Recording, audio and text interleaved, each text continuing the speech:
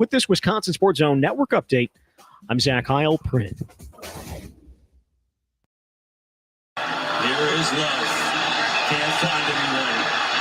Rolling in deep trouble. And now he loses it and hits. Boy, that could have been an absolute disaster. Again, it's not needed at that point. It's 2nd and 1. You've got 2 more downs. At some point, hand it off to get the first down here. If it's not there, you can't have negative plays. And again, this is just a little bit what reminds me of what happened before half. You try to do too much. And again, you do that as a player with not a lot of experience. It's all about decision making. It's all about processing the moment that you're in. The moment doesn't require that type of play. Make the easy play.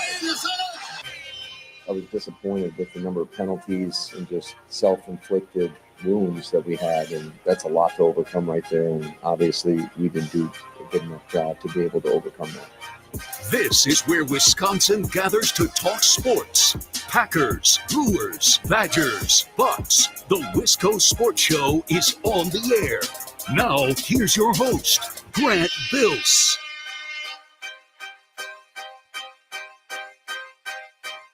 A little bit of commentary from Tom Brady during the broadcast yesterday. That was during the play in the second half where Jordan Love was rolling to his right, couldn't find anything, and the ball slipped out of his hand, kind of floated. It looked really dangerous. It looked like he was trying to make an insane play, and I think he was, but the ball just slipped out of his hand, and then Brady said, "What are you doing? It's 2nd and 1. You're trying to mount a comeback." And those comments from Tom Brady, and the reason I pulled out my phone to record it, and sorry, the audio wasn't great, kind of saying the same thing that I was saying a lot last week, that we were saying a lot last week. Hey, I love trying for big plays. It's great. Love taking big swings. It's really fun. But there's a time and a place, right? Like, I like going out and having some beers with my friends. Most people do, right? Or going out, maybe alcohol doesn't have to be involved. Everyone likes going out with their friends. Everyone likes going out and doing the thing that you do to blow off steam. But I don't do it on Monday and Tuesday and Wednesday night. Maybe a special circumstance, birthday party, maybe. But no, I do that on Friday night. I do that on Saturday night. And sometimes even on Friday or Saturday night, no, I have an obligation. I got to do something else. I love going out and having some beers. Can't do it all the time. Time and place. Time and place. I love when a quarterback tries for big plays. Love when an offense takes big swings. It's fun, but can't do it every play. It's 2nd and 1, dude. Take the easy play, as Tom Brady says. Tom Brady was getting annoyed. It's like, dude, what is this guy doing? He has opportunities to make easier throws, move the ball down, and try to put a comeback together here one play at a time, and he won't do it. I actually enjoyed Tom Brady yesterday. I think I'm in the minority based on what I saw on the internet and what I've heard on Sports Talk Radio today. Everyone hates every announcer. That's what I'm learning. I'm just not going to be the guy that hates on announcers. They all offer plenty of good things. Collinsworth is charming, brings a lot of charisma and great analysis. Buck and Aikman rule, right? And I think Tom Brady's been really good too. It's his first year in the booth. When he gets talking about quarterback play, though, that's really useful information. I thought he was good yesterday, so I wanted to clip that, and I might play it once or twice more throughout the rest of the show, because I think those comments basically echo some of our frustrations that we've had with Jordan Love and his role in directing this really talented Packers offense. The Wisco Sports Show. My name is Grant Bills. Hope you had a great weekend. Extra hour of sleep. That ruled, right? Felt like it was 8 o'clock when I woke up this morning, which is great. By the way, I don't sleep until 7. I get up at 6:30, but it felt like 7:30, 8 o'clock is my point. Awful sports weekend. Bucks loss on Saturday night felt like a total punch in the sack. Wisconsin, Iowa. Look, I normally wouldn't even touch a Wisconsin game on a Packers Monday, a green and gold Monday. Normally we dedicate the full 2 hours to the Packers, and then tomorrow we'll get to the Badgers. But Saturday night's loss, that was so bad, we have to address it today. Ben Kenney, old friend to the network and the show, and I don't know that there's a more qualified sicko to talk about the dynamics between the programs of the old Big Ten West. So he's going to join us at 5:30. Looking forward to talking Wisconsin, Iowa with Ben. Looking forward to that. So he's going to join us. But the rest of the show is Packers, and I want to get your thoughts. So get ready to give me a call or a text if you have thoughts. Plenty of time and space to get everyone in today. 608-321-1670. The live stream is up and running, too. If you want to watch the show, you can comment there. YouTube and Facebook. The Wisco Sports Show with Grant Bills, and always on Twitter as well, at Wisco Grant. Yesterday's game should have been so good. Should have been so great. should have been the best game of the day, right? Up there with the Rams and the Seahawks, which was a great game too. We can have multiple good games. I know some college football fans are struggling with that. It's like, why do we have the good games at 11? It's like, well, there's lots of good games throughout the day, especially now the way the conferences are set up. It's like, why is there a good game on at 11? I'd rather watch Maryland and Purdue. Really? Okay. Well, I like a good game at 11, but I guess I'm the only one. There can be multiple good games. The Packers and Lions, back to the original point, should have been, if not the best game of the day, one of the better games of the day. And it stunk, despite it being two NFC contenders with stacked rosters. Detroit might be the best team in football. We talked about that a lot last week. I think a lot of people are kind of rallying around that take, and rightfully so. This team is really, really good, and we're seeing them win in different ways. They won in the elements yesterday. Two established coaches that I think a lot of people like.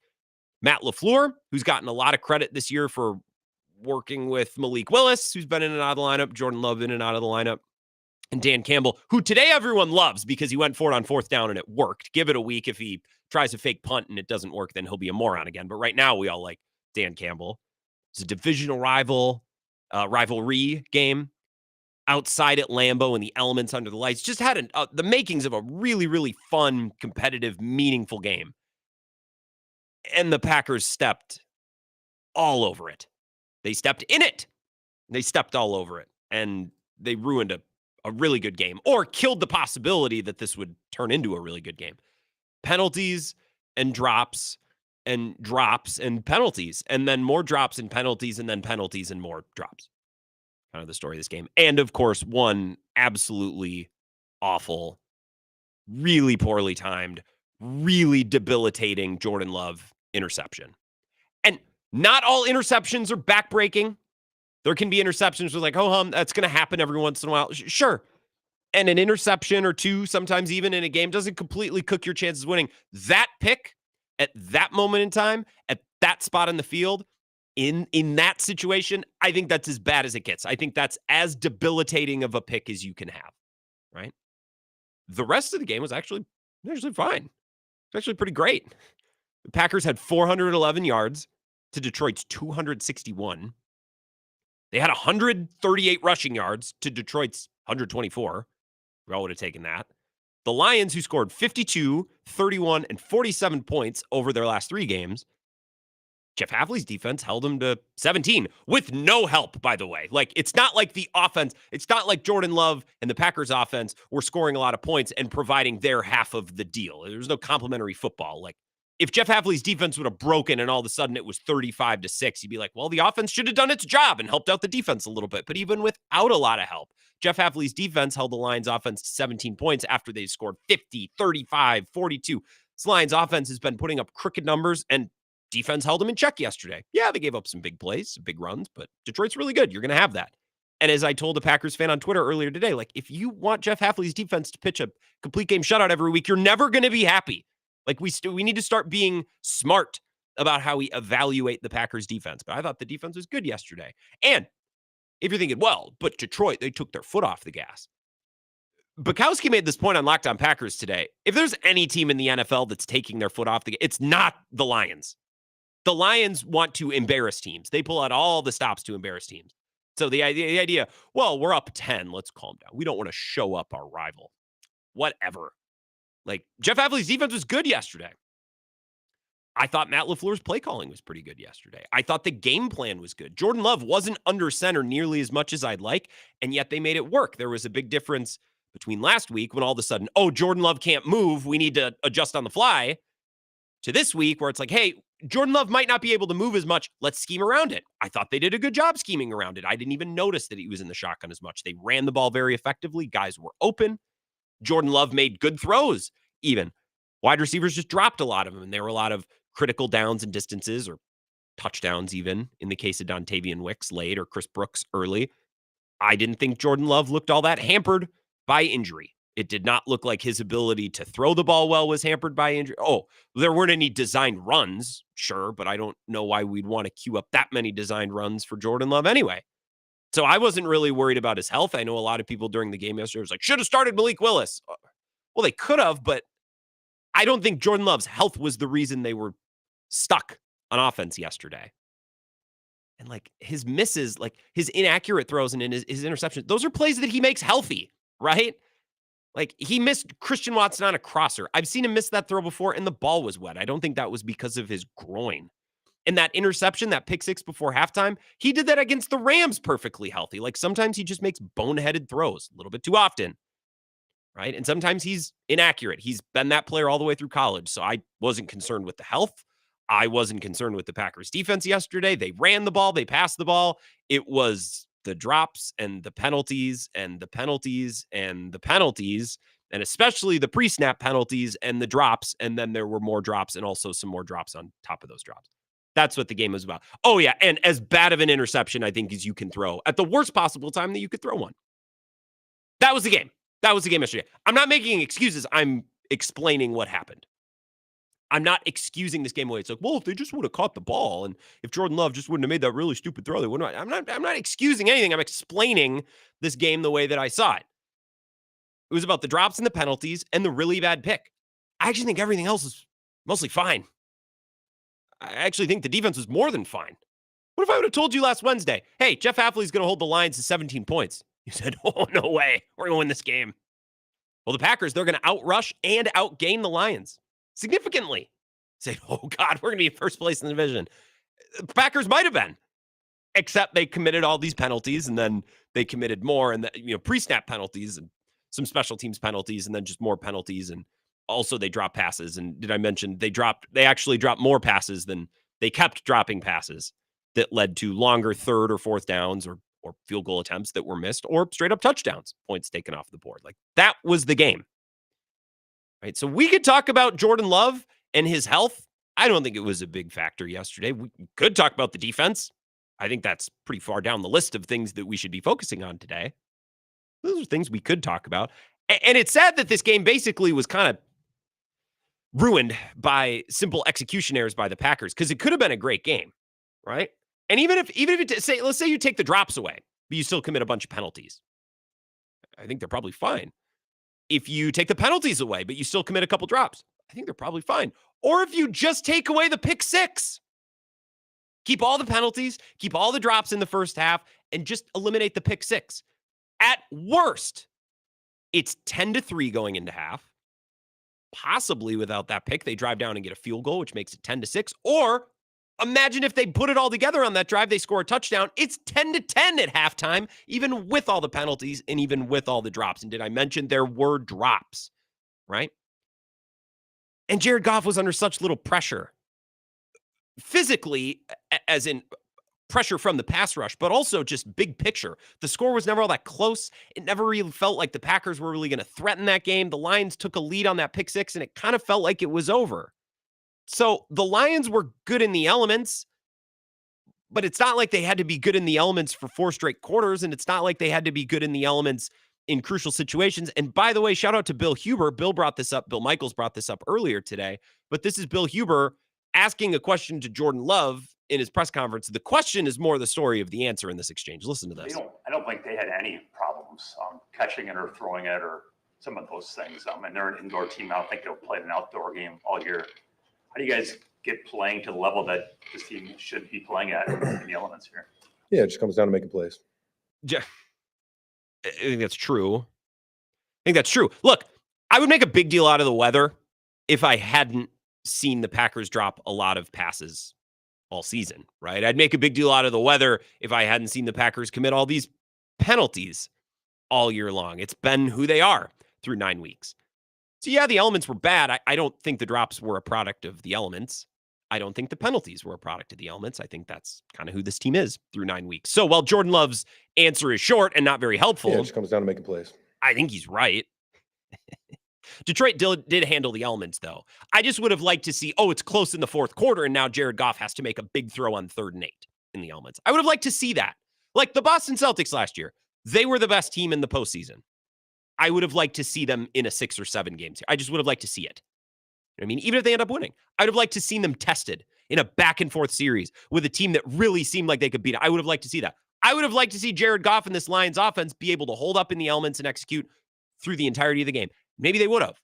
We didn't get a chance to see. The Packers let them off the hook, especially with that pick six going into halftime. It's a huge bummer and a wasted opportunity of a game. And I started talking about this after the Rams game. It's been brought up kind of not periodically, but we kind of revisited this point. We revisited this after the Cardinals game, and then we revisited it with the Jags game. Like from the beginning of the year, really, we've been saying, well, this is a great team. They just got to get out of their own way. Okay. But what I've been saying now progressively, that's the word that I'm looking for over the last month, is like at a certain point, you play enough games, you're not a great team. You're just a talented team that's immature.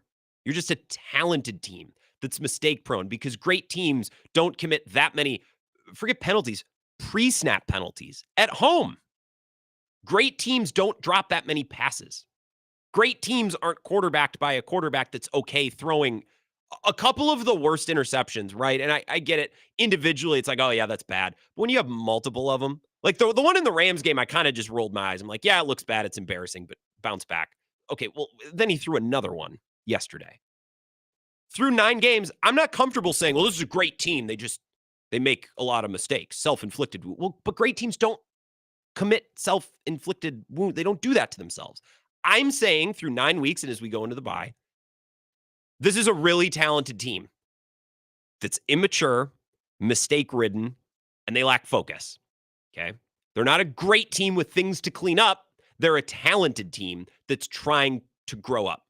And I was hoping that yesterday would be sort of a stepping stone. Like they really graduated from messy, mistake-ridden early season team to everything starting to streamline and they're really getting dialed in. But we didn't see that. In fact, we saw the opposite. We saw a lot more of the same.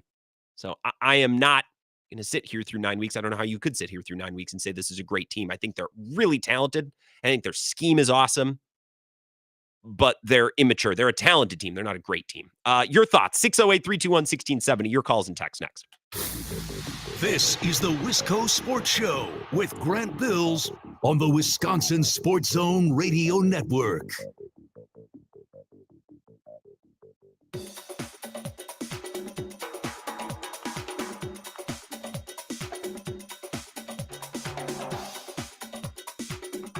The Wisco Sports Show will resume in 3 minutes.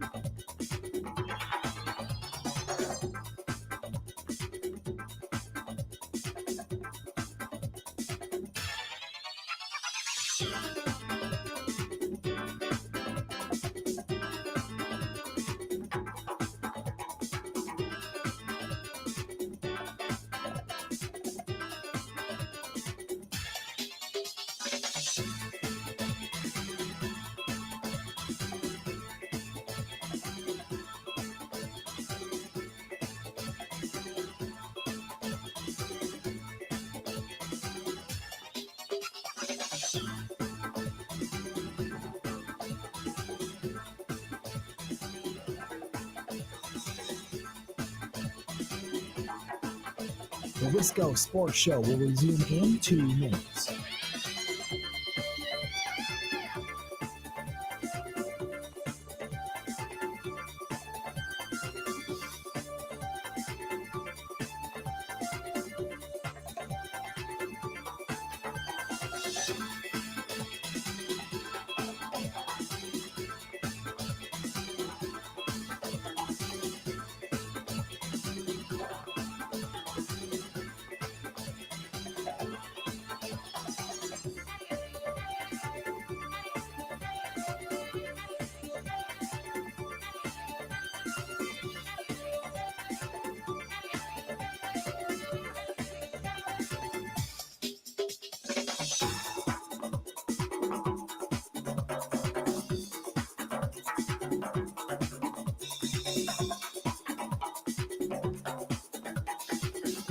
The Wisco Sports Show will resume in 1 minute.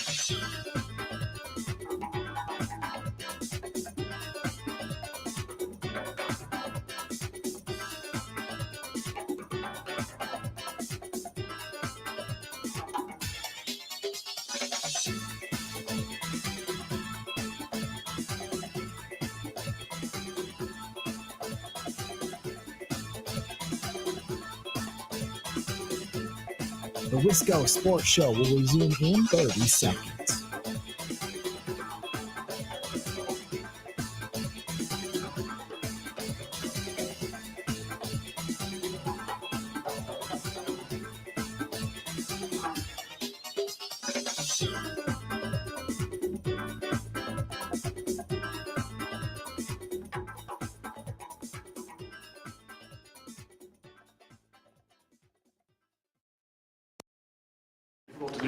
you got a big arm. You can make big plays. We've seen it all season, right? You want to make the big play. Is it difficult to keep in mind, okay, just live, it's not there, live for the next play when you can make a big play? No, I mean, it just comes down to, playing the position at a high level, sticking to my training, sticking to the reads, like I said, and just being great with those fundamentals. And obviously the big plays will happen, not trying to force things. But like I said, just getting back to staying true with my reads and being real disciplined and making great decisions with the ball. I thought that was a good question from Ryan Wood. Sometimes I just like playing the questions more than I actually care about the answers because the answers are typically pretty, it's press conference speak. But Ryan Wood basically saying, hey, you can make the big throws. How do you get better at knowing when to try to make the big throws, Jordan? Because I think that's what's plaguing him. Interceptions don't kill you, right? You can throw some interceptions. Some interceptions are naturally going to happen if you're throwing the ball a lot. It's knowing when to make riskier plays and when to just take the easy completion. As Brady said later in the game, it's 2nd and 1. Why are you running around like a chicken with your head cut off, putting the ball in harm's way? Just live to fight another down, especially when you're trying to mount a comeback. It's those kind of plays with Jordan Love that really drive me nuts. It's not interceptions, just generally speaking, that are awful. They're going to happen. I would like to have fewer of them. Duh. But it's situational. And sometimes it's like, man, this is not the time to be putting the ball up on the pulley. All right, to your phone calls as promised. 608-321-1670. Wisco Sports Show. Who's this? Hey, Grant, it's Ed. Hey, Ed, what's going on? Hey, I'll try to make this quick and short, quick to the point. When you go in halftime, you outrushed, you outpass your opponent, and you look at the scoreboard, and obviously, I don't need to tell you what the score was. You got to be questioning yourself in that locker room. I just think Dan Campbell has our number, man. I mean, he makes LaFleur look kind of like a rookie coach every time we play them. It's like big brother kicking little brother all over the place. I'm really getting tired of this penalties. Detroit comes in against all odds. They've never played out in the elements all year. And they come into Lambeau, and they just look like they're mentally prepared, ready to go, ready to kick our, all over the place. And it's been that way ever since Dan Campbell has come into Detroit and come to Lambeau. I'm getting tired of it. Green Bay, Lambeau is not a home field anymore. No. There's no advantage. I mean, that hasn't They've proven that. I don't think they've had an advantage in the elements since Michael Vick came in and cut up Brett Favre. I think that's old news. Now, recently, just with the Lions, Ed, you can go back to 2022 when they beat you in Week 18 when the Packers were trying to make the playoffs. So we could talk about a recent sample size with the Lions specifically, But this organization really hasn't had a nasty home field advantage in decades, if we're being honest. Oh, God, no. Since Reggie White and Favre, yeah, that's when we had home. That's how far back we want to go. But I don't want to talk about the past. I'm tired of talking about the past. We need to get our crap together. And come on, Jordan, he doesn't need to go out there and prove anything on that play when he threw that INT. We should have just took a knee, went in, and kind of licked our wounds a little bit. Well, I wanted Malik to play. I hurt my groin. I don't know how bad he hurt his groin. I'm telling you, I could not run around and play. And I just thought he would have given us a better chance, better set of wheels. Sure. And that's all. I know you can sit and play that one all day. Sure. It's not an unfair take to have wanted Malik Willis yesterday. In fact, last week, and I appreciate the call, it's Ed Madison. Last week, I'm like, look, if Jordan Love can't move and he can't be under center and he can't do the things necessary to run this offense, then I'd rather see Malik Willis. But Jordan Love seemed yesterday like he could do all the things that he needed to do. He wasn't under center as much, but even when he was in the shotgun, he was standing in there, making his reads, delivering the ball. And he made a lot of good throws yesterday. It was just the interception that was horrible. And that was a decision. That wasn't a physical limitation because of his groin. That was just a boneheaded brain fart play. So if going all the way back to last week, if you just wanted him to rest Love into the bye and play Willis, fine. But I don't think you can reasonably look at yesterday's game, look at the film, and be like, well, Love wasn't healthy. Looked fine to me. I think Love's health is like the 5th or 6th or 7th thing on the list behind the drops and the penalties and the stupid interception and all the other things that we've talked about already. 608-321-1670. Wisco Sports Show. Who's this? Hello? Line 2? All right. On to line 3. Excellent. Concise, if nothing else. Wisco Sports Show. Who's this? There, we passed him up to get to the real stuff. Dave, wow, I just wanted to get to even faster, Dave. What's going on? Before the football Packer take, real quick on Badgers. Same crap, same history. Like Jesse Tippleson said this morning, why are you playing a nickelback when you just ran the ball 22 out of 23 times? I keep telling the fans out there, this is a bad hire from day one. Nobody believed me. They got all excited. McIntosh, you're a moron. And the only question I have, and I'll drop it, is on November 29th. Hey, Jism, let's do a pool. Which game's going to have more fans, Black Friday or the final game of Don Morton's career? I'll take the under. That's Okay, well, hey, but before I let you go, because I know you said you're going to be brief. Ben Kenney's coming on in about an hour. Do you want me to ask him anything? yeah, ask him, has he improved his golf game blindfolded?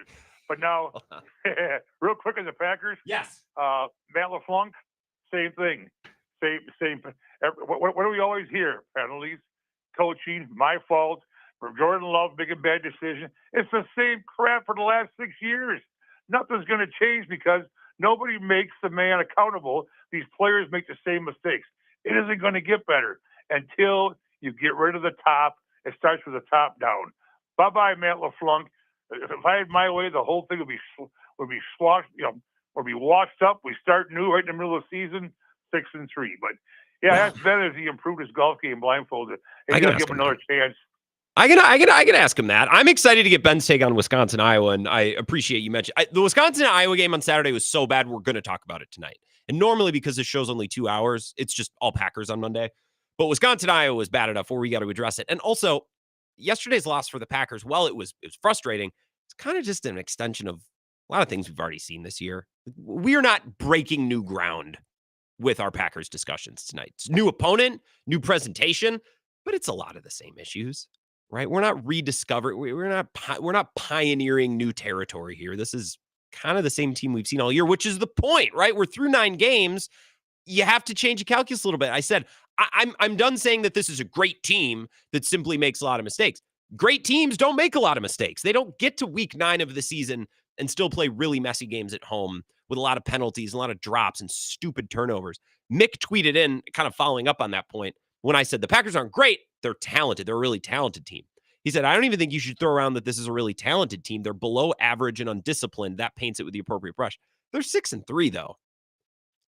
And they played a backup quarterback for 2.5 of those games. They have a lot of talent. That I'm not disputing. And I think their scheme is really good. Now, Dave Fermanona with the penalties and with the execution stuff, that's coaching. You want to cook Matt LaFleur today, cook him over that. Don't cook him over his decision to play Jordan Love, and don't cook him over play calling. Why is everyone... I saw people commenting about play calling on Twitter yesterday. Guys were open. The ball was going to open guys and hitting them in the hands. Do you think Matt LaFleur dialed up, hey, Jordan Love, roll to the right side, throw a pick 6, like Impractical Joker style? You want to complain about Matt LaFleur today, complain about the penalties and the lack of focus, apparently, and the execution. The play calling, again, I think it was fine. 608-321-1670, Wisco Sports Show. Who's this? Hey, Andy in Altoona. Hey, Andy, what's going on? Go Rails. Yeah. So firing LaFleur is not the answer. I think the Browns will tell you going through coaches is not going to help you. Yeah, I agree with you. I think we're a talented team. We do. We have a lot of talent. Let's clean up these mistakes as we go here. That's what the season's for. I'm okay with coming in second place this year because I don't want to play playoff games in Lambeau. You look at Jordan Love's best playoff game in Dallas. Even Aaron Rodgers, his best playoff games were in Arizona, in Atlanta, the Super Bowl, all in domes. Like we need to be playing our playoff games in domes. So if we're going to take second place and travel, I'm okay going to Atlanta. I'm okay going south, wherever we need to go. If we're not playing home games in Lambeau, I'm totally okay with that. As much as I would love to have a home game in Lambeau, if it's cold and wet and slippery, we're not at an advantage at all. No, I would tend to agree with you, Andy. And a moment for positivity, like another positive spin on this. And I don't know if that's a positive spin as much as it is. Well, it's not as bad as we think, right? I won't go so far as to say you're coping there, Andy, because I think it's a rational take. If we got to go on the road and play in domes and we don't get the home games in January, or it's fine. That's a fine take. I also think the timing of this loss, I'd just rather never lose, but if you're going to lose, I think the timing of this loss could be instructive. They're going to have to sit on this for 2 weeks. They're going to have to sit on this for 2 weeks. A game where they kick the ball all over the place. Jordan Love, I mean, I want that interception going on repeat in his head over these 2 weeks, and I think it will. Like, this team maybe needed a swift kick in the pants. I don't know if they, like, have they thought for the last month, well, the penalties will just work themselves out? Have they thought, well, the drops will work themselves out? Well, it's not just fixing itself. You guys are going to have to actively work to fix this. And maybe the 2 weeks of sitting idle after a performance like that, maybe that could benefit the team. We'll see. I'm really excited to see how they look coming out of the bye because I think they'll be healthier. Maybe you get Jair or Evan Williams back. You get Josh Myers back. Although I don't know that Elton Jenkins played so bad yesterday. I just think it's difficult to snap the ball when it's soaking wet like that. I think Elton Jenkins is pretty good, but you get a couple of those guys back, and hopefully they're sitting around pissed off for the next 2 weeks, excited to attack the next week of preparation, the next opponent, a little more crisply, a little more focused. That's the hope.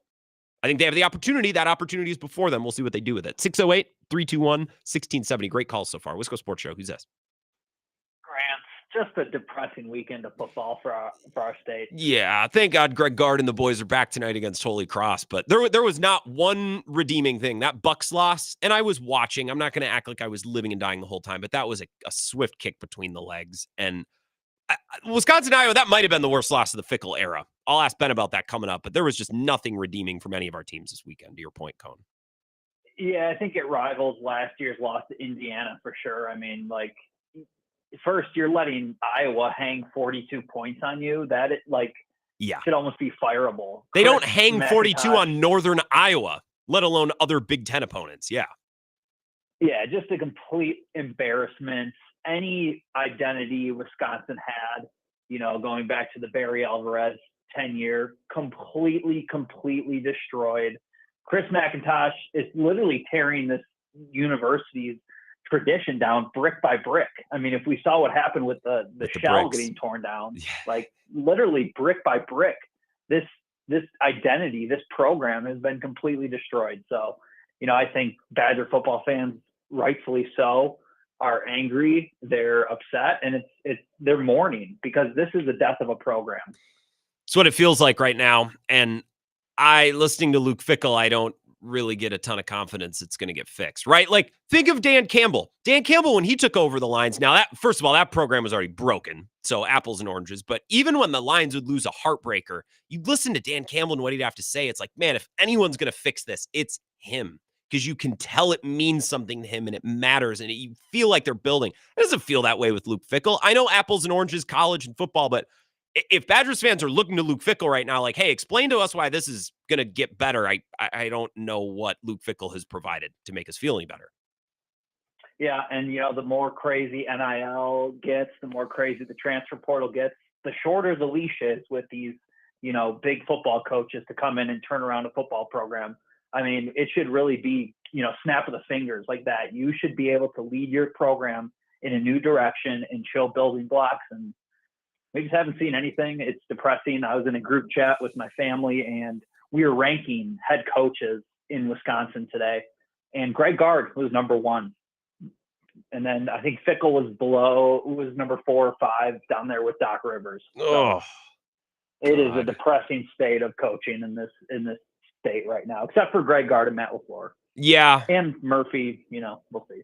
Yeah, we'll see. I guess we forget about Pat Murphy. I appreciate that, Cone. That's a good call. And we're going to talk Badgers tonight. We have to. Normally on Mondays, and it's not that I don't like college football. In fact, I think every year for the last 2 or 3 years, I've gotten more into college football. I enjoy talking college football. I'm not going to say that I'm the best at it, but I've enjoyed watching and talking about the sport more this year.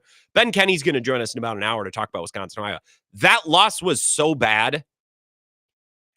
That loss means so much. We have to address it tonight. So I appreciate and some good work by callers weaving Badgers and Packers takes in together. One more call, then we're going to go to break. Wisco Sports Show. Who's this?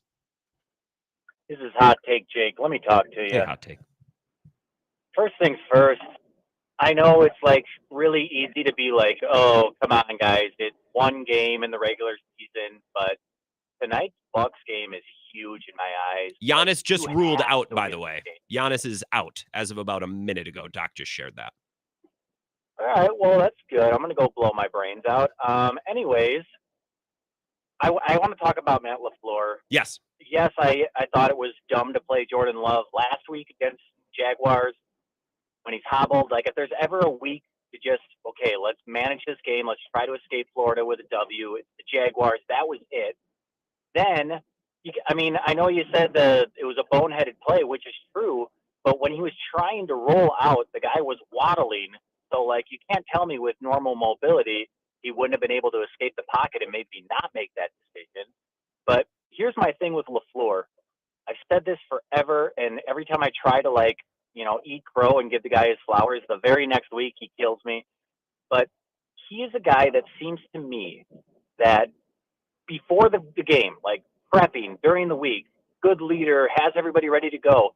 After they win, you see him in the locker rooms. He's like leading the speeches. Everybody's cheering. But the actual moment during the game, I'm not convinced that this guy doesn't just watch a football game and that he doesn't actually coach. And the things that stand out are things that make no sense. Like last week, it almost burned them not going for 2 when they could have gone up to 3. And then this past week, they went for a field goal to make a 3-score game into a 3-score game. Just little things that, how does he miss these things? And those are the reasons why I just can't see this guy hoisting a Lombardi trophy, not because he's not going to get there, but the fact that if he does get there, they have to play the game to actually win it. Okay, so some Matt LaFleur, you want to criticize Matt LaFleur today, I'm not going to stand in the way. The penalties and the execution errors, the little things, the focus, the concentration, that's coaching, 100%. I don't know how. We can have discussions to figure out exactly how is a coach responsible for this and what can a coach do to fix it or to allow it, right? You mentioned the field goal, Jake. It kicked it on a 4th and 16 because Love fumbled the snap that came down in his ankle. You want him to go for 4th and 16? And you're talking about the 2-point conversion last week. That didn't stick in my brain. That feels like it was a month ago already. So I'll have to take your word for it. Maybe they could have gone for 2. I think Matt LaFleur's done a pretty good job being sharp going forward on 4th down when he should, for the most part. Obviously, there are exceptions. I almost said objections. Watched a lot of. I'm rewatching Better Call Saul. There's God, I botched it again. There are exceptions. He's not perfect all the time. You're talking about the game. I thought he called a great game. Guys were open. Jordan Love hit them and they were dropped, or Jordan Love missed them, or they committed penalties and then put themselves behind the sticks. So criticism of Matt LaFleur, totally on the board today. Let's focus in and have it make sense, because I want to have that conversation with you. You're just going to have to meet me halfway in an area of criticism for Matt LaFleur that actually tracks. And we have yet to get there yet, other than penalties, which is the thing. How does a coach fix penalties? We can discuss that next. This is the Wisco Sports Show with Grant Bills on the Wisconsin Sports Zone Radio Network.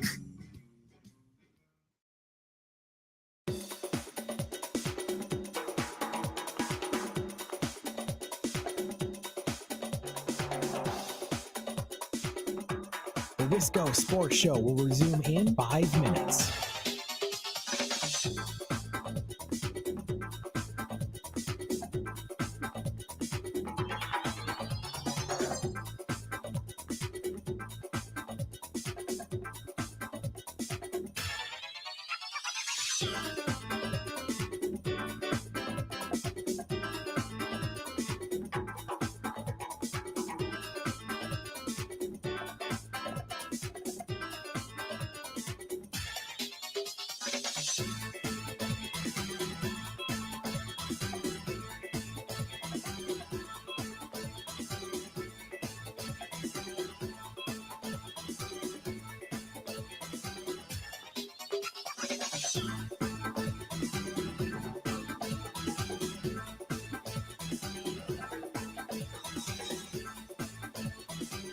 The Wisco Sports Show will resume in 4 minutes.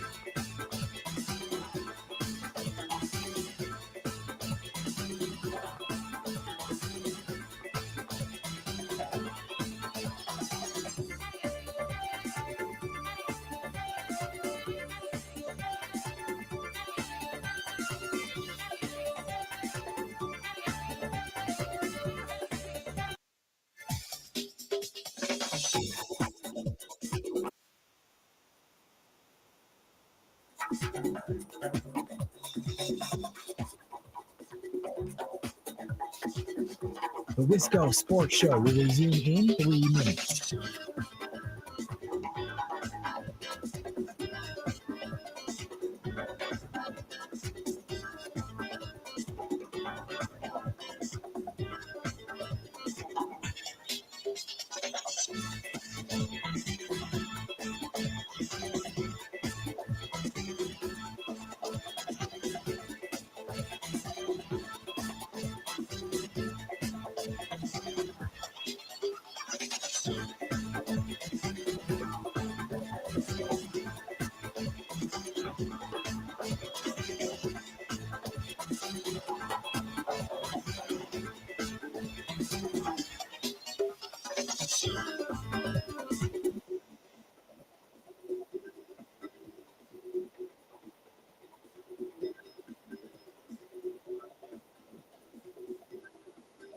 The Wisco Sports Show will resume in 2 minutes.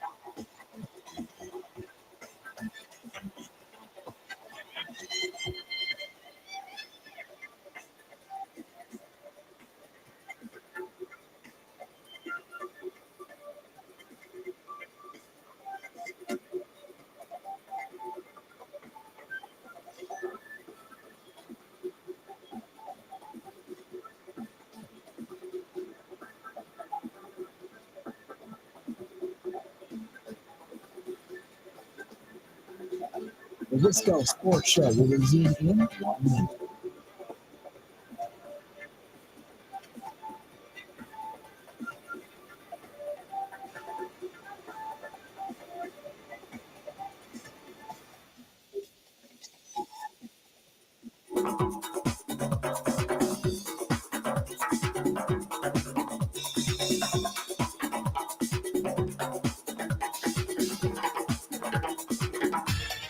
The Wisco Sports Show will resume in 30 seconds.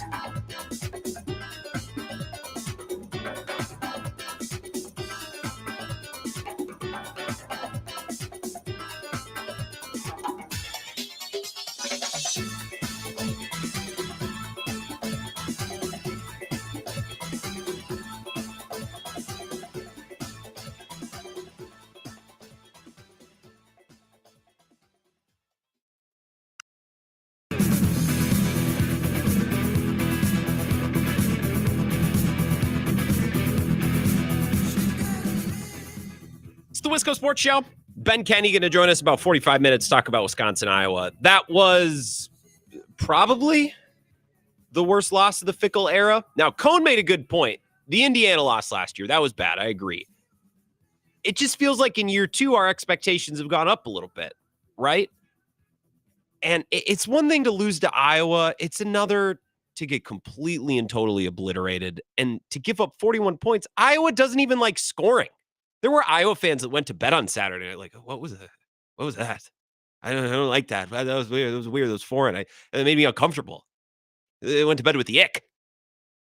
They got rushed on for like 350 yards by a team that doesn't throw. It's just so bad. So we're going to talk about that with Ben in about 45 minutes. But right now we're talking Packers. Would love to continue to take your calls. 608-321-1670. Coming back from that break, I was going to play this clip from Xavier McKinney, and then I fat-fingered the bumper, which is why I started this song right in the middle like this. And I love ZZ Top, and Mike Clemens got me back into that song. But this is Xavier McKinney after the game, which is what I was trying to play before the music to set the mood to get us back into our Packers conversation. And here's Xavier McKinney when asked about dropping 2 divisional games at home to start the year. Not good.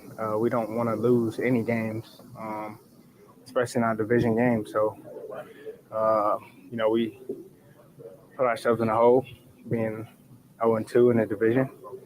And, luckily we play the Lions again. We play the Vikings. We got to take care of our business next time we play these teams. We got to take care of our business. Let's just not make a bunch of stupid mistakes. Start there, right? By the way, second week in a row, where players in their post-game press conferences said, hey, we got to get things cleaned up. We got to address this, that, and the other thing. Almost as if to say, hey, the first month or two of the season, that's fine. It's early. We're finding our way. Our quarterback had been in and out of the lineup with an injury. It's now week 9, right? We're into the month of November. It's a pretty good sample size. These mistakes aren't just going to disappear by themselves. It's going to take some active effort, especially over this bye. I think this bye came at a good time. I almost like that they have to stew on this loss and stew on all those mistakes for 2 weeks. I think it could be a good thing. But last week, even after the Packers won, you have Josh Jacobs and Tucker Kraft being like, man, we got to start taking accountability for these things. We got to start. Like, what? You don't hear those things after a win, but you heard them after a win last week. It's interesting. Now, much more fitting after a loss, but Xavier McKinney kind of echoing that same sentiment. 608-321-1670, Wisco Sports Show. Who's this? Thrilling phone call through and through. Xavier McKinney. I want to try to find that Tucker Kraft comment, if you would bear with me for just a moment. Last Monday was the 28th. If I go in here, I am very organized. Actually, you would be impressed, assuming I have a folder for that day. Tucker Kraft. God, I'm organized. We need to take accountability. This is after a win. This is Tucker Kraft last week. Good team win for sure. We're happy to, and we need to start taking accountability for, what's going on. It's just not us. Like, we need to figure out what it is we need to do to be more successful early on. And we gotta start holding each other more accountable. I mean, I haven't even looked at the film yet. There's errors by everybody on the field. No one can play a perfect game, but we're on the road to getting better. I agree with all of that. That's astute analysis. It's funny that it happened after a win. You'd hear that cut and you'd say, oh, they suffered a tough loss today. That was after a win. I thought that was interesting. That jumped out to me last Monday. All right, let's try this again. Wisco Sports Show. Who's this? Hey, it's Uncle Packer. Uncle I'm Packer. Out here in Packer country. And I don't know what I'm going to take away from this game, but I said last week that it's not the end if we lose. I didn't really have a good feeling about it. I'm really impressed with the Lions. They look like a really good team. The weather didn't bother them, and it looked like it bothered us more. But, I think that we have to clean up, like you said. I'm not going to shut down the blinds and hide in the house. I'm thinking that we need to, our young quarterback is getting his feeling about who he is. I don't think he's Favre. I don't think he's Rodgers. No. I think he's not even a real combination. I think he's a little bit behind where we want him to be, but I got a good feeling he's going to be somebody special. I think he's a franchise quarterback. I hate that. That pick six was really bad. That was awful. That was terrible. It was awful. Awful. It was unspeakably, undescribably bad. Yes. And it was at a terrible time. It deflated us. It was just, that was bad. I mean, consider, Uncle Packer, if you will, how bad they played in that first half with all the penalties and all the drops. If they simply run 2 minutes off the clock or another minute, I can't remember how much time was on the clock. If the Packers just run the ball 3 times and punt it away and it goes to halftime, they're down 10-3.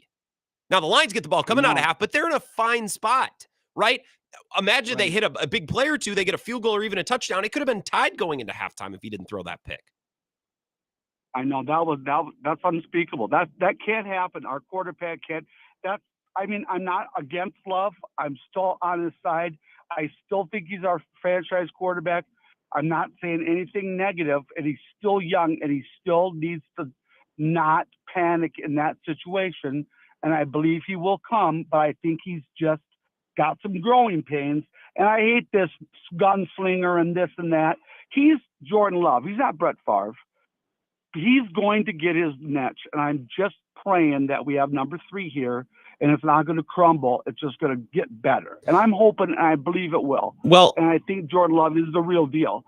But he can't do those. That was terrible. That was interceptions are going to happen. And everyone was up my butt. I appreciate you, Uncle Packer. Everyone was up my butt on the internet yesterday on Twitter for pointing out, like, hey, if Jordan Love comes out and throws a couple picks against the Lions today, like this is a problem. It's not some flukiness. It's not him being a gunslinger. Like, he will hurt the Packers' chances at winning. He only needed 1 to do it, but an interception like that is built different. In that time, in that moment, at that spot, giving up 6 points, it's just undescribably bad, as I said to Uncle Packer. Not all interceptions are awful, but all too often, as Brady said on the broadcast, and I'll replay the comment when we reset the show at 5 o'clock that I clipped from my TV with my phone. Although Mike Clemens liked it, I'd made Mike Clemens proud, so I'm glad that I clipped it. But time and place, like we all like taking shots, we all like being aggressive. 2nd and 1 when you're trying to mount a comeback, you don't need to. You don't need to do that, especially when you're running the ball well and guys are getting open. Like Jordan Love just has to realize you got a bunch of good receivers, really good offensive line, a superstar running back, a stud tight end, and an offensive-minded head coach and coordinator who's calling a great game. Just don't mess it up. If you just don't mess it up, and as I said about Malik Willis, just keep it between the mustard and the mayo, you're going to win a lot of games. Or at the very least, you're going to be in every single game. The only way that you play your way out of games when you throw interceptions like you did yesterday. 3 minutes. Got to take one more break. If you're on hold, stay there. I'll get to you. I promise. More of the Wisco Sports Show next. This is the Wisco Sports Show with Grant Bills on the Wisconsin Sports Zone Radio Network.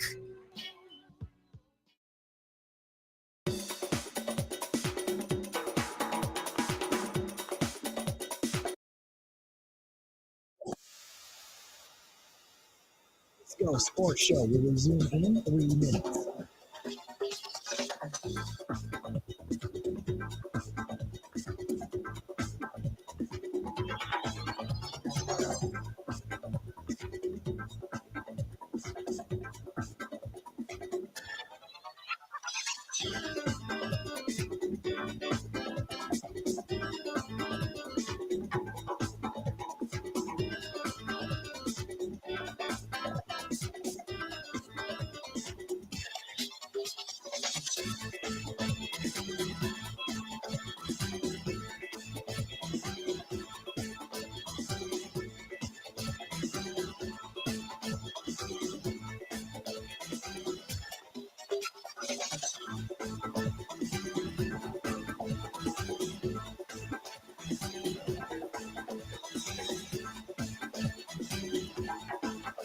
The Wisco Sports Show will resume in 2 minutes.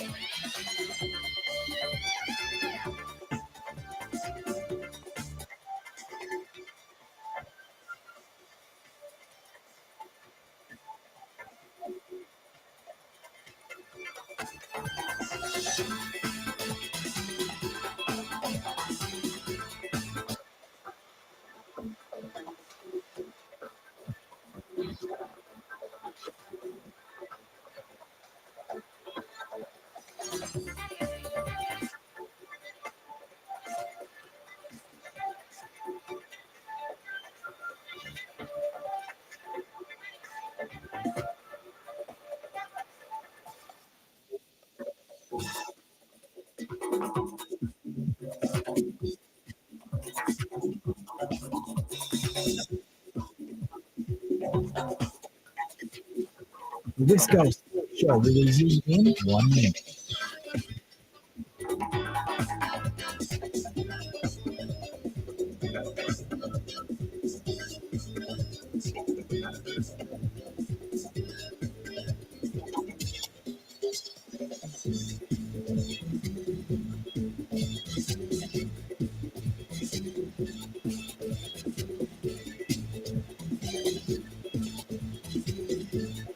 The Wisco Sports Show will resume in 30 seconds.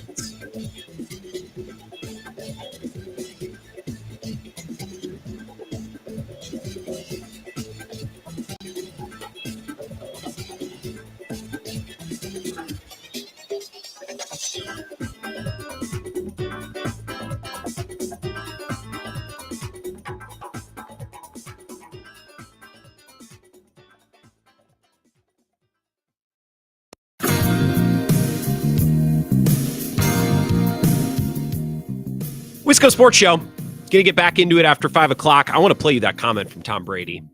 I think that's the theme, at least of our Jordan Love conversations tonight. We'll talk more about LaFleur and his Packers team, what they need to work on in the bye week. And Matt LaFleur's role as a head coach. I know people are pissy at Matt LaFleur today. And by the way, Dan Campbell's a genius now because he went for it on 4th down and he got it.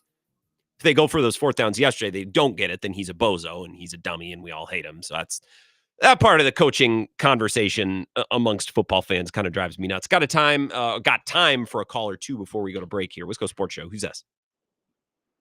This is John in Cornell. Hey, John, what's going on? Hey, couple observations about the game yesterday. One, I think I kind of half wonder if the Packers kind of shot themselves in the foot playing Jordan Love when he was not 100%. I think if Malik Willis had been out there, I kind of half wonder if the game would have been a little different. It would have looked different, probably.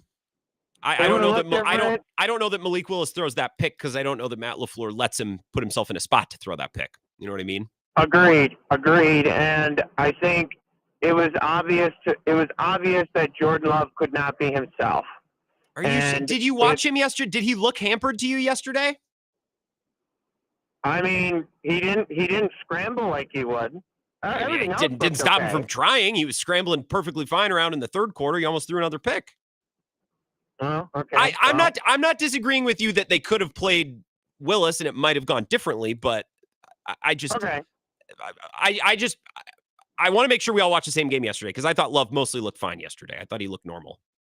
Okay, fair enough. And then my biggest takeaway also is that my one point is this. Last point is if you play against good teams, small mistakes can be catastrophic. Mm-hmm.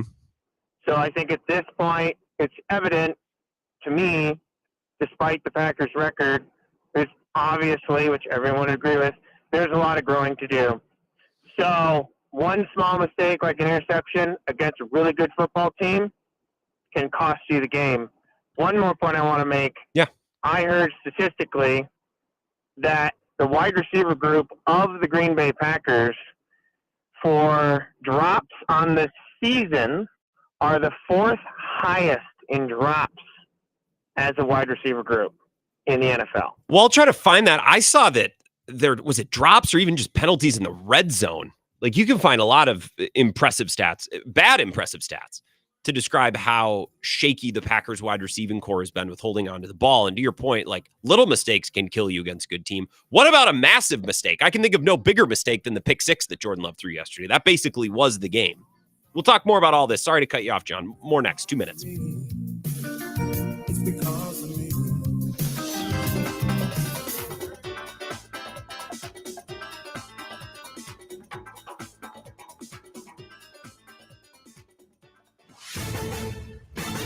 This is a Wisconsin Sports Zone update. Well, the Packers are regrouping after a sloppy effort yesterday against the Lions in a 24-14 loss. It was a tough day for quarterback Jordan Love, who threw his second pick six of the season and his 10th interception overall after throwing just 11 all of last season.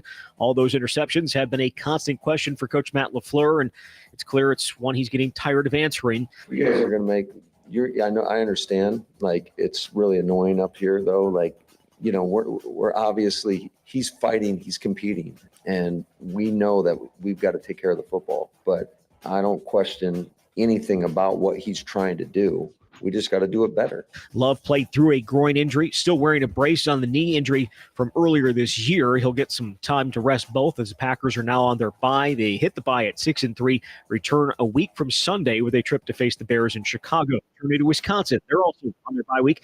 Plenty of work to do for them after getting hammered down in Iowa City, 42-10 on Saturday night. It was the most points they've allowed Iowa to score in close to 50 years. Things don't get any easier after the bye week as number one Oregon comes to Madison.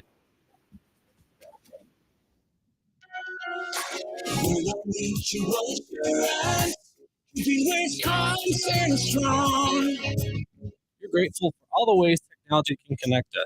Unfortunately, there are online scammers who want to take advantage. Malicious viruses, phishing scams, and identity theft are more prevalent than ever. That's why Rural Mutual includes cybersecurity protection as an option on every policy.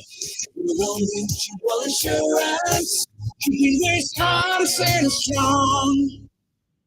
Well, the Bucs will look to snap a 5-game losing streak tonight when they take on unbeaten Cleveland on the road. Cavs beat them over the weekend. And the Badgers can open their season tonight against Holy Cross at the Kohl Center. Tip is at 7. With this Wisconsin Sports Zone Network update, I'm Zach Heil, print. Here is Love. Can't find anyone. Rolling all around in deep trouble. And now he loses it. Yes. Boy, that could have been an absolute disaster. and it's not needed at that point. It's 2nd and 1. You've got 2 more downs. At some point, hand it off to get the first down here. If it's not there, you can't have negative plays. And again, this is just a little bit what reminds me of what happened before half. You try to do too much. And again, you do that as a player with not a lot of experience. It's all about decision making. It's all about processing the moment that you're in. The moment doesn't require that type of play. Make the easy play. I was disappointed with the number of penalties and just self-inflicted wounds that we had, and that's a lot to overcome right there. And obviously, we didn't do a good enough job to be able to overcome that. This is where Wisconsin gathers to talk sports. Packers, Brewers, Badgers, Bucks. The Wisco Sports Show is on the air. Now, here's your host, Grant Bills. Hour number 2, Wisco Sports Show. Ben Kenney, friend of network, friend of Bill's show, friend of this show, and lover and misser of the Big Ten West. I can think of no better person to react to that Wisconsin-Iowa game. Oh, boy. I can't wait to talk Wisconsin-Iowa with Ben. I just can't wait to talk to Ben. I exchange a good amount of texts with Ben, but I haven't seen his face, heard his voice. Now it sounds like a long-lost love. Whatever. You get my point. I'm excited for Ben to come on. Wisconsin-Iowa. Normally on Mondays, we just stick with the Packers, and we've mostly talked Packers. But that loss in Iowa City on Saturday night, a game that I thought the Badgers would win. I picked them. We talked about it with Nick Osten on Friday, which, by the way, that interview, I'm still thinking about it. Nick was awesome. I loved Friday's show so much. I thought the Badgers were going to win. That was horrible. Just about as bad as it could have been. Like Jordan Love's interception. A lot of bad things. Football to talk about from the week. And that's if we ignore the Bucks. The basketball was also bad. But Holy Cross, Wisconsin tonight, I am looking forward to that. It is Big Ten Plus. I might have to creatively find a way online to watch that game. I can't do Big Ten. I already got Peacock and Netflix. I can't. It's too many. It's too many things, especially for, respectfully, Holy Cross. More of your Packers calls. We got loaded phone lines. I really love that comment from Tom Brady. Just pick your spots, Jordan. Just pick your spots. It's 2nd 1. You're trying to mount a comeback. You don't need to be running around doing all that. Just make the easy plays. That was Tom Brady's superpower for years. I've been trying to tell you this for 2 years now. The brilliance of Brady was that he didn't have the cockiness or the selfishness or the hubris to go for broke on every single play. Oh, the defense is going to give me a 4-yard out. Well, then that receiver is going to run the 4-yard out exactly at 4 yards, and I'm going to put the ball exactly where it needs to be, and then we're on to the next play and the next play. And eventually, there will be time to hit a home run, but you can't try to make it happen on every play. I thought Tom Brady did a really good job talking about some of the things that were plaguing the Packers offense yesterday, and Jordan Love, who, if I'm being honest, outside of the interception, which is it was the biggest play maybe in any football game this weekend in terms of win-loss. Gino had some bad picks too, but in the games that I watched, like there was not a bigger play than that one. Other than that play, I thought Love was fine. I thought he looked fine, and he made plenty of good throws. I don't think the injury is hampering him, and I certainly don't think that pick was because of his injury. That was a brain thing. That wasn't a groin thing. 608-321-1670. Back to the phones. Wisco Sports Show. Who's this? Hey, Grant. Tony from Hey, Texas. Tony. How are you? I'm doing great, Tony. Sorry you couldn't get on Bill's show. You guys would not believe the log jam on the phones during the Bill Michaels show earlier today. Sorry about that, Tony. Excellent segue to the point I was going to make. You are Nostradamus. You know, I wasn't pissed that I was on for a hold, Grant. I was pissed that I heard this Matt LaFleur press conference. You don't want to talk about interceptions that don't have an interception. You know, have your team ready to play for a divisional game. Let me tell you something, Grant. Mike Holmgren was 47-5 as the head coach of the Packers at Lambeau Field. 47-5. That was his record. There's only one time at a home game that I can remember they didn't show up. That was Randy Moss's first game at Lambeau, and he got lit up. Every big game at Lambeau, they protected their home field. This team had no spine yesterday. Defensively, they showed up. But what about these mental mistakes they're making before the snap? Who is that on? Who is that on? That's what I'm trying to figure out. That's what I'm trying to figure out. And to my point, That's Tony, LaFleur. I said this earlier. If you guys want to throw that at Matt LaFleur, I'm not going to stop you. I am. Okay, do it. All right, let me hear it. I'm going to. Dan Campbell does not call plays. Dan Campbell probably doesn't even strategize much. Dan Campbell is a culture guy, makes the big decisions, but the play after play decision, he doesn't have anything to do with. Matt LaFleur does. Matt LaFleur's got to correct those things. He's the offensive coordinator. He's got to do it. He calls the plays. I know Stenavich helps him, but it's on LaFleur. And he doesn't want to talk about mistakes by his quarterback? Come on. He's got to talk about it. That's on him. Well, okay, so I agree with you. I think behind closed doors they probably are talking about it. I don't know that he's going to hang his quarterback out to dry in a press conference in a month. Fine. He might in a month if they lose a bunch of games like this because of picks like that. He might in a month, but I don't think we're to that point yet. One quick point. I know you don't want to talk about Malik starting. He should have started. Your callers are right. Malik plays. They make less mistakes, less passes. They win the game. The Packers will be fine. They're going to learn. Coach LaFleur, I'm still a LaFleur guy. They're going to learn. They're going to get better. Come December, they're going to get into the playoffs, and they're going to probably play in a dome and be better for that. So I agree that I think they'll get better because I think they're too talented not to, and I think Matt LaFleur's a really good coach. Not to say that he's perfect. In fact, I think I spent lots of time last season hammering home the point. There are no perfect head coaches in the NFL. There's coaches who specialize in this, that, and the other thing. There's coaches who have strengths and weaknesses. I think finding the best coach in 2024 is about finding the coach with the right strengths and then doing everything you can to make up for that coach's weakness. If I was hiring a coach, the strength that I would want is I want the offensive scheme. It's going to make life easy on my quarterback, which is where my money's going to be spent. And it's going to allow me week in and week out to put a good product on the field, to score lots of points. We'll figure out everything else, right? And I think the Packers have done a pretty good job of that. They're committing a lot of penalties and dumb mental errors like drops. That ultimately falls on the head coach. And I've said of Rich Bisaccia, if you're not coaching it, you're allowing it to happen. So I guess I have to remain consistent. And on some level, Matt LaFleur's allowing it to happen. I don't know how that's fixed. I don't know over the bye week, like what does Matt LaFleur do? Sit all his guys down and be like, if you make pre-snap penalties, you're benched. I don't know. I'll agree to disagree on the Malik Willis thing. If Jordan Love is healthy enough to start and move around like he did yesterday, like I saw him do, then he's starting. This isn't the NBA. Oh, you're not quite 100%. Well, we'll sit you out tonight. This is football, man. Go out there and play. And Jordan Love, I thought was fine. Those wide receivers didn't drop passes because of Jordan Love's groin. Jordan Love didn't throw that pick because of his groin. I think those were completely and totally unrelated to his injury. 100%. So, Tony, if you're like, well, if Willis plays, they don't make all those mistakes. Look, if you want to make the argument, and I've brought this up the last couple of weeks, if you want to make the argument that the presence of Malik Willis instead of Jordan Love makes everyone in the offense focus harder, fine. But then that means there's a real problem with how everyone's focusing and rallying around Jordan Love, which is a bigger thing other than just, well, Malik Willis should have started against Detroit in week 9. Does that make sense? 608-321-1670. Wisco Sports Show. Who's this? Denny from Holman. Denny from Holman. Good evening, Denny. Good evening. Okay, I kind of had it summed up as, I feel the same way as you. I think the Packers beat themselves. The 11 penalties, the devastating pick six, the 6 drop passes, the missed field goal, the 3 botched snaps. The Lions are a good team, but the Packers held them to 24 and only lost by 10. Well, they held them at 17 if you take out the pick 6. Yeah. Right. But I'm just saying, and I thought our running game, I thought he ran hard. I think Jacobs has really been running hard. And, like when Kraft dropped that ball, it's like, that's not him, And I know I heard Mike Clemens talking today to you guys, and he said the same thing.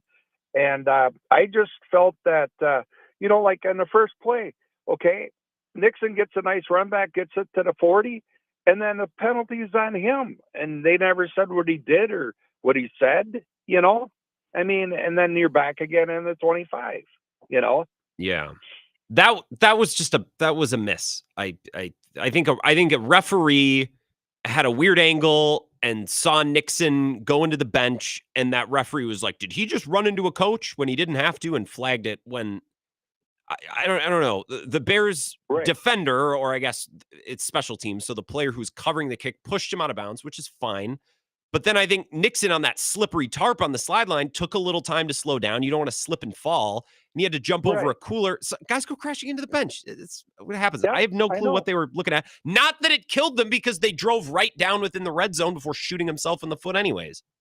Right. And, you're exactly right when you said the groin had nothing to do with throwing the pick. The groin had nothing to do with the mental mistakes they made at the line. I mean, they had some good drives going there. And, the missed field goal, fine. he had to miss one. I'm glad it happened now instead of like on a game winner 45-yarder out like he made 2 weeks ago. Mm-hmm. Yeah, I'm also not really frustrated. I appreciate Kenney. Like, okay, he missed a kick. You weren't going to win this game kicking field goals anyways. This team can't execute in the red zone. They can't finish drives. And I think some of that is fluky. We can agree to disagree. A lot of the smart numbers, the analytics community would tell you that red zone percentage is fluky to a degree. And I would agree to a degree. I've posited through no data, through no evidence other than this is my own brain and this is what I've concluded from watching games. I think you get down in the red zone and it becomes a little bit more about the Jimmies and the Joes than the X's and the O's. It's easier to scheme up guys open between the 20s. There's more room to work. You can stretch the defense out. You can manipulate the defense more.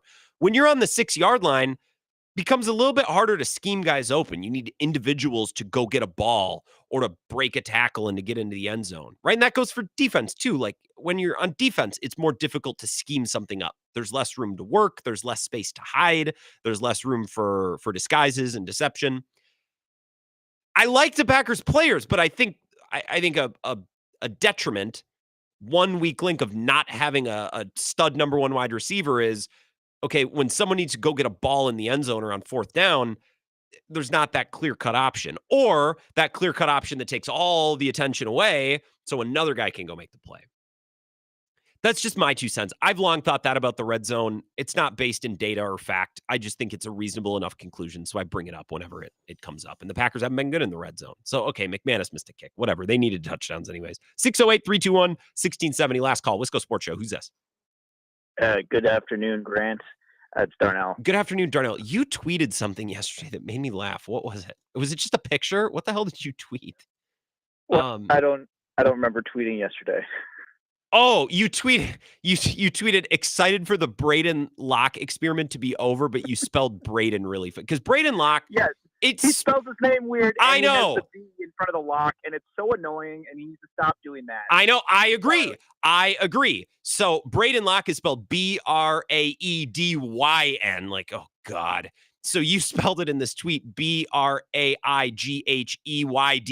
which it just made me laugh. I was just so frustrated during that game, man. Oh my God. I mean, the whole weekend really was just like, it was one of the worst Wisconsin sports weekends we've had in a while. So, it was embarrassing. That Badgers game was embarrassing. And as Jesse Temple pointed out on the camp this weekend with Zach, if anyone listened, like Luke Fickell's team has been embarrassed more times now than they've collected a signature win. And I know it's early, but that's bad. Well, it was thorough domination. Yeah. On the points of it, like on the line of scrimmage, they got dominated. Somehow, like through the air, they got dominated. Like it was every facet of the game, they got dominated. And then it couldn't have happened at a worse time because now they have to sit and think about it for a week, and then they have to play the number one team in the country at home with no momentum whatsoever. And then to follow it up with Packers, and I'm going to have to just disagree with you on the Jordan Love, Malik Willis thing. Sure. I don't think that there's even a semblance of a quarterback controversy. That is not what I'm saying. What I'm saying is if your quarterback cannot operate out from underneath the center, as opposed to he has to be in the shotgun or the pistol in every formation, that limits your offense significantly, especially if you're trying to run the ball, which they did a really good job of in the first half. Obviously, they had to get away from it because they got down by so much. But like that limits your offense so much if you can't be under center. In theory, yes. And I would have agreed with you going into the game, but then I watched the game and it didn't seem like it limited them that much. Like guys were open and the ball was going to them, but when the ball went to them, they dropped it, or then Jordan Love threw like the worst interception I've seen all year. So in theory, yeah. I think part of it, Darnell, was last week they had to switch to him in shotgun against Jacksonville when they weren't ready to, and that really hampered them last week. I think this week they were able to plan and scheme. All right, we're mostly going to have him in the gun, and I really maybe I need to watch the game again, and I'll say that there's not a chance in hell I'm going to do it. Or I'm not rewatching this game, but maybe in theory, maybe I should, because maybe I missed something. It seems like I have a different read, but I thought their offense looked just fine, and I don't think Jordan Love looked hampered. But that's could be just me. Could be. I don't necessarily think that he was hampered or looked as hampered. Maybe his arm talent's obviously still there. It's a wet game. The ball's wet. Everything's crazy. I get that. Sure. What I'm like from a scheme perspective, though, like you just didn't see you don't see play action out of the shotgun, and it doesn't work nearly as well. Like you can't roll out. He doesn't have the mobility, even close to the mobility that he normally does, right? And you could tell on the pick six, like he could barely get out of the pocket there. So I don't know. It just with a bye week coming up and knowing you don't have to win this game. Like the Detroit Lions game here yesterday was not a must-win game. That was if they go ahead and get a dub, that's great. But they have a chance to go to Ford Field in a month and tie up the series or whatever for the season, right? So this wasn't a must-win game. Why are you even putting a chance out there that you lose your $55 million guy? Okay. Right? Okay. Sure. Okay. I'm going to let you go, Darnell, because I'm going to respond to some of those things. I'm rewatching the pick now. Maybe he looks a little hampered on that, but also there's 32 seconds left in the half. There's 40 when the play starts. 41, when the play starts. And it's 2nd and 2. The problem with this play is not, well, he's too hampered around out of the pocket. Dude, why are you sprinting around? The Packers at this moment in time, and I can't see it because they have one timeout. Why are you even risking taking a sack? That ball should have been thrown away like that because it was a screen play. The screen's not working. Throw it away. Well, he's hampered. He can't run out of the pocket. I don't want him running out of the pocket. I want him to do the easy things because this offense is talented and it works if you just don't jack it up. And he jacked it up on that play. Again, Darnell, with your point, and it's not just you. I hear everyone saying, well, you can't put your $55 million guy at risk. The money does not matter to me. If he's healthy enough to play, he should play. This is the NFL. It's not the NBA where we load manage guys if they're not fully 100%. If he was really, really hampered and injured, the Packers wouldn't have put him out there. Now, look, to agree with you now, let's a little agreement. I don't think this buries their season at all. They're 6-3. And I hate this exercise, but I have to do it. If you would have told me in week 1 that they were going to lose Jordan Love for 2.5 games and they were going to go into the bye 6-3, oh my goodness, I would lock it in. I would have taken it. I don't really all love how it looked, but in the big picture, and it is still relatively early. It's not approaching Christmas time. It's relatively early. They're in a spot where they can get better and they can improve and they can clean up these mistakes. I just would have liked for them to start cleaning up mistakes like a month ago. And if it takes them a couple extra weeks, okay, it's a long season now with the 18th game and a lot of teams get into the playoffs. And I think they have as much talent and experience now, even if it's just 1 year last year, they have enough talent and experience to get hot and compete with anybody. I completely and totally agree with that. This doesn't cook them. I'm just a little frustrated that they still look this sloppy and messy. And they showed up against a divisional rival at home, not really seeming all that locked in. That worries me more than the record. 6-3 going into the bye. I actually like that they have to stew on this for 2 weeks. I think it'd be a good thing. Take your medicine and stew on this and then come out ready to play with your piss hot, as Matt LaFleur would say, against the Bears at home coming out of the bye. Let's take a break. 3 minutes. We'll come back, continue the Wisco Sports Show next. This is the Wisco Sports Show with Grant Bills on the Wisconsin Sports Zone Radio Network.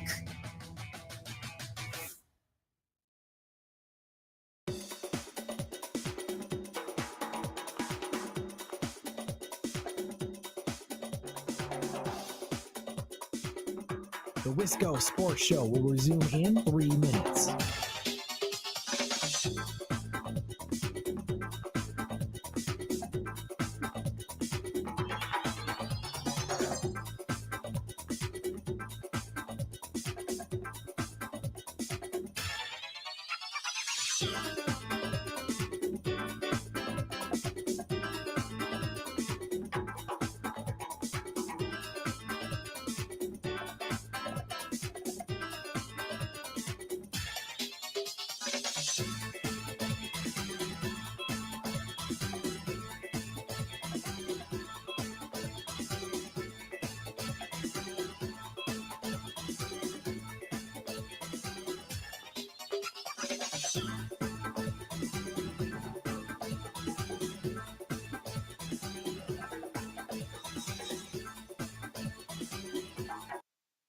The Wisco Sports Show, 3 minutes.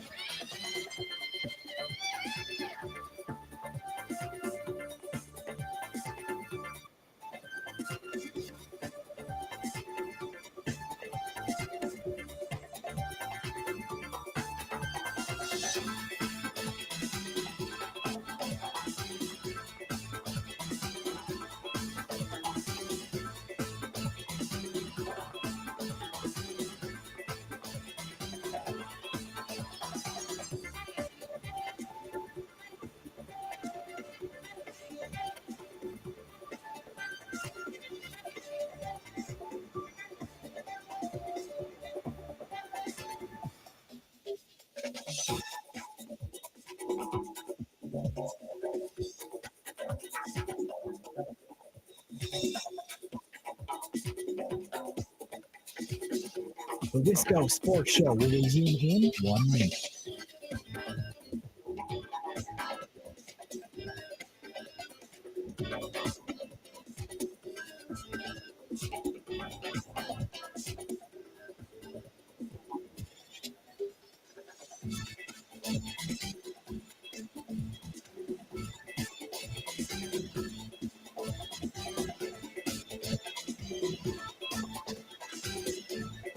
The Wisco Sports Show will resume in 30 seconds.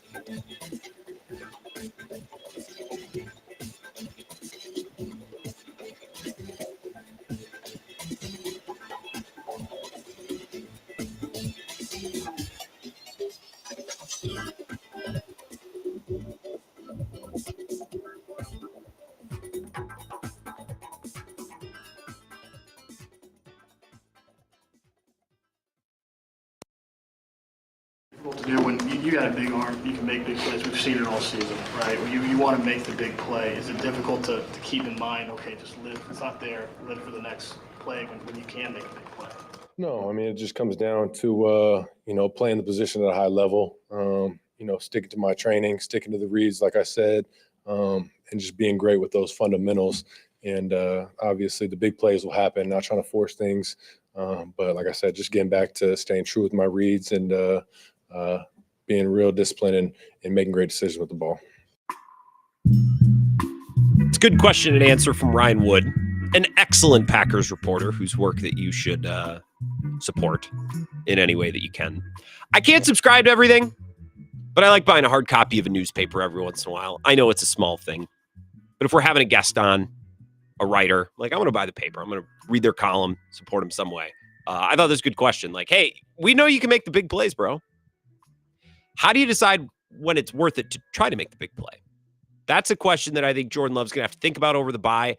And that's a balance that the Packers are going to have to strike over the next 2 months as this season goes towards the playoffs, right?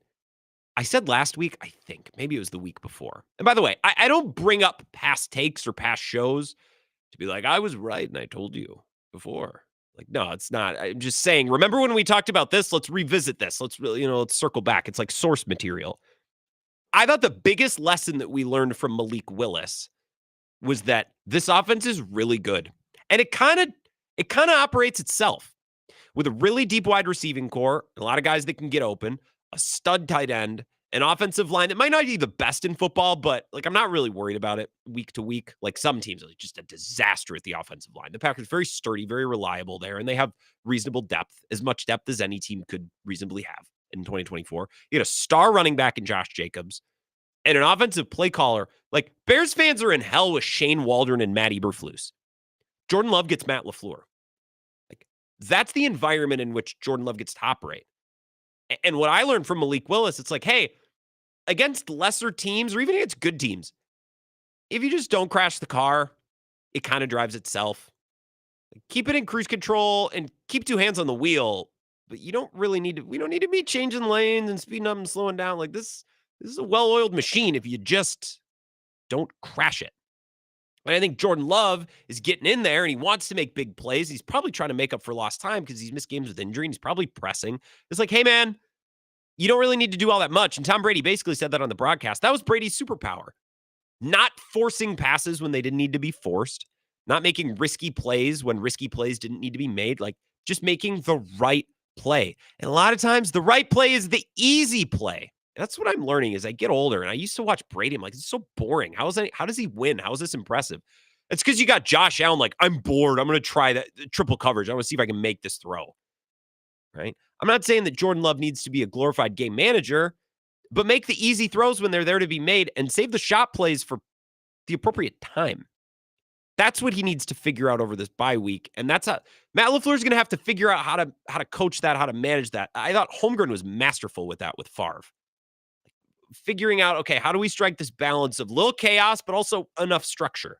Matt LaFleur's going to have to figure that out with Jordan Love down the stretch. 608-321-1670, a call or two, and then we're going to get to Ben Kenney, talk about Wisconsin and Iowa after our bottom of the hour break. Wisco Sports Show, who's this? Grant, it is Q in Milwaukee. Q, good evening. Good evening. So I'm not here to change your opinion. I'm just going to add my perspective on the game. That's fine. That's what we do. So I was disappointed in the loss. It was an ugly loss. Nobody likes to lose to a division rival. That being said, like going into the game, we were dogs at home against like what is the best team in the NFC, in my opinion. And we still only lost by 10 points. And like when you saw the inactives list and like Jair wasn't playing, Williams wasn't playing, like we had injuries on the offensive line. Our quarterback is shaky. Like he's got a knee and a groin. It's a wet field. The offensive line isn't performing. So like he's on shaky legs. And what do you mean the O-line isn't performing? They did a pretty good job protecting him yesterday. He wasn't really under duress too much. But continue. I don't want to nitpick. Continue to make your bigger point. I'm also just they're getting like if you have pre-snap flags from the line. Oh, okay. Sure. Taking you out of your rhythm. Yep. Like I think Love is a rhythm quarterback. I agree. And like I don't know. I'm just saying, and like you said earlier, we're 6-3, which means we need 4 wins left. We've got 8 games. We've got the Bears twice. Like I'd be shocked if we didn't win both of those, but we're gonna split them. Especially like giving LaFleur 2 weeks to prep for the Bears. Come on, they're not that good. We've got the Dolphins on the schedule, and we've got the Saints.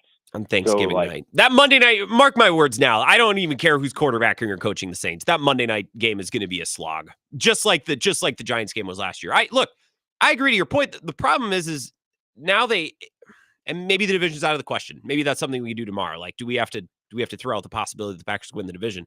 Because you got to go on the road to beat the Lions and the Vikings now. You lost to both of those games at home. Losing those games are huge. Those are huge missed opportunities. Well, and so I had all but written off the division even before this game because we lost to the Lions, and because the Lions and the Vikings got off to such hot starts. It was going to be very hard for us to overcome that. And they would have been in first. The Packers would have been leading the division had they won yesterday. But the Lions' schedule gets easier, and we're about to start the hard stretch of ours because we're playing division opponent after division opponent, and we're the best division in football. Okay. So, like, I guess I don't know. In my mind, we had to win out, including yesterday's game, to have a chance at like a 1 or a 2 seed. And like whoever wins our division is going to have probably be the number 1 seed in the NFC. Probably. Okay. There's some things in there that I agree with. Look, it's just a matter of perspective. You know, if your point is, well, we were dogs anyways, we lost by 10. Well, what was the spread? 2.5? And the Lions went by 10. So like, okay, so they were dogs. They didn't come remotely close to covering if we want to invoke gambling lines, which for the most part, I tend to ignore because I don't really care about gambling. Look, they're 6-3 and it could be in way worse spots. Yeah. If they would have lost yesterday's game the way that the Vikings lost to the Lions 31-29 in a game that felt like a coin flip at the end. If the Packers would have lost to the Lions in a game like that yesterday, I'd be reacting a little bit differently. But they lost in a game where they kind of pooped all over themselves and did a lot of the same bad things and made a lot of the same mistakes that we've been watching them make all year. It just feels like a lack of progress. Speaking of a lack of progress, what's going on with the Badgers? They lose at Kenney on Saturday night. That's probably the worst loss of the Fickle era. Maybe we'll start with that when Ben Kenney joins us. Friend of Network. You hear him on the camp from time to time with Zach reacting to games live. I certainly enjoy it when they team up for a post game. We'll talk Wisconsin and Iowa with Ben Kenney next.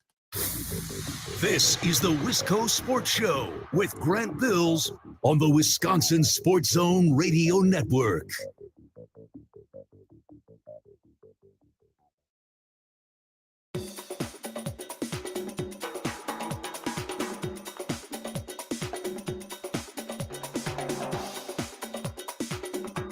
The Wisco Sports Show will resume in 5 minutes.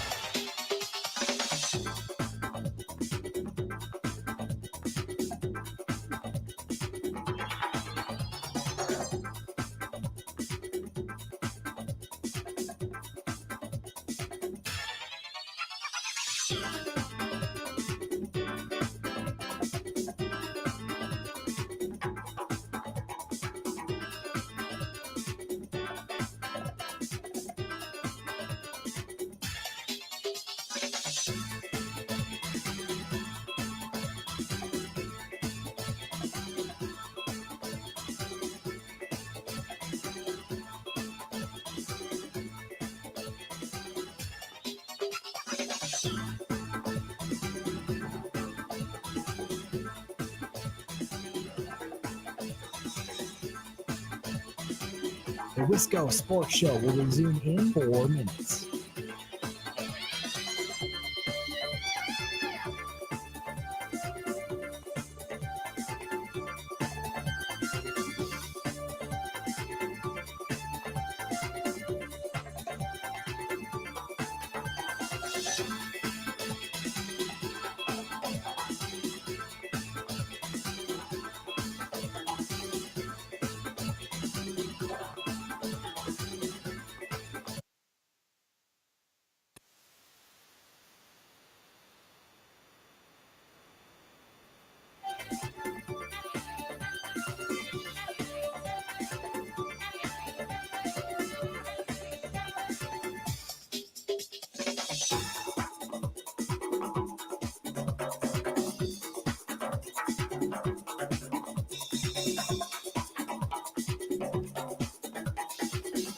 The Wisco Sports Show will resume in 3 minutes.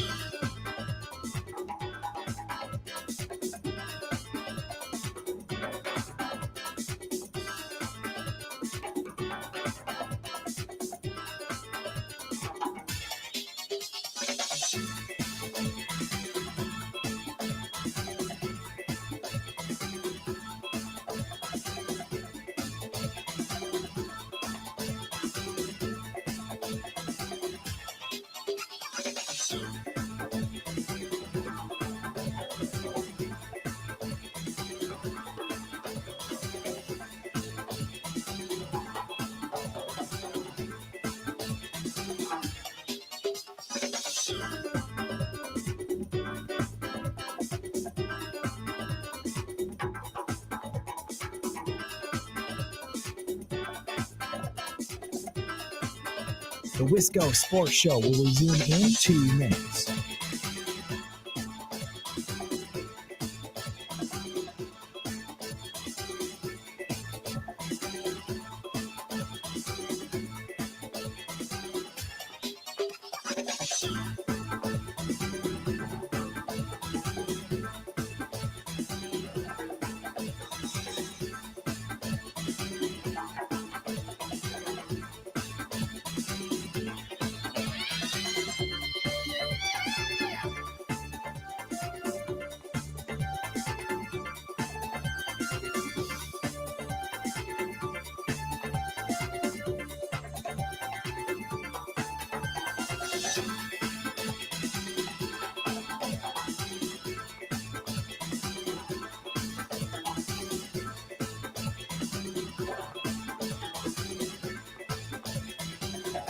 The Wisco Sports Show will resume in 1 minute.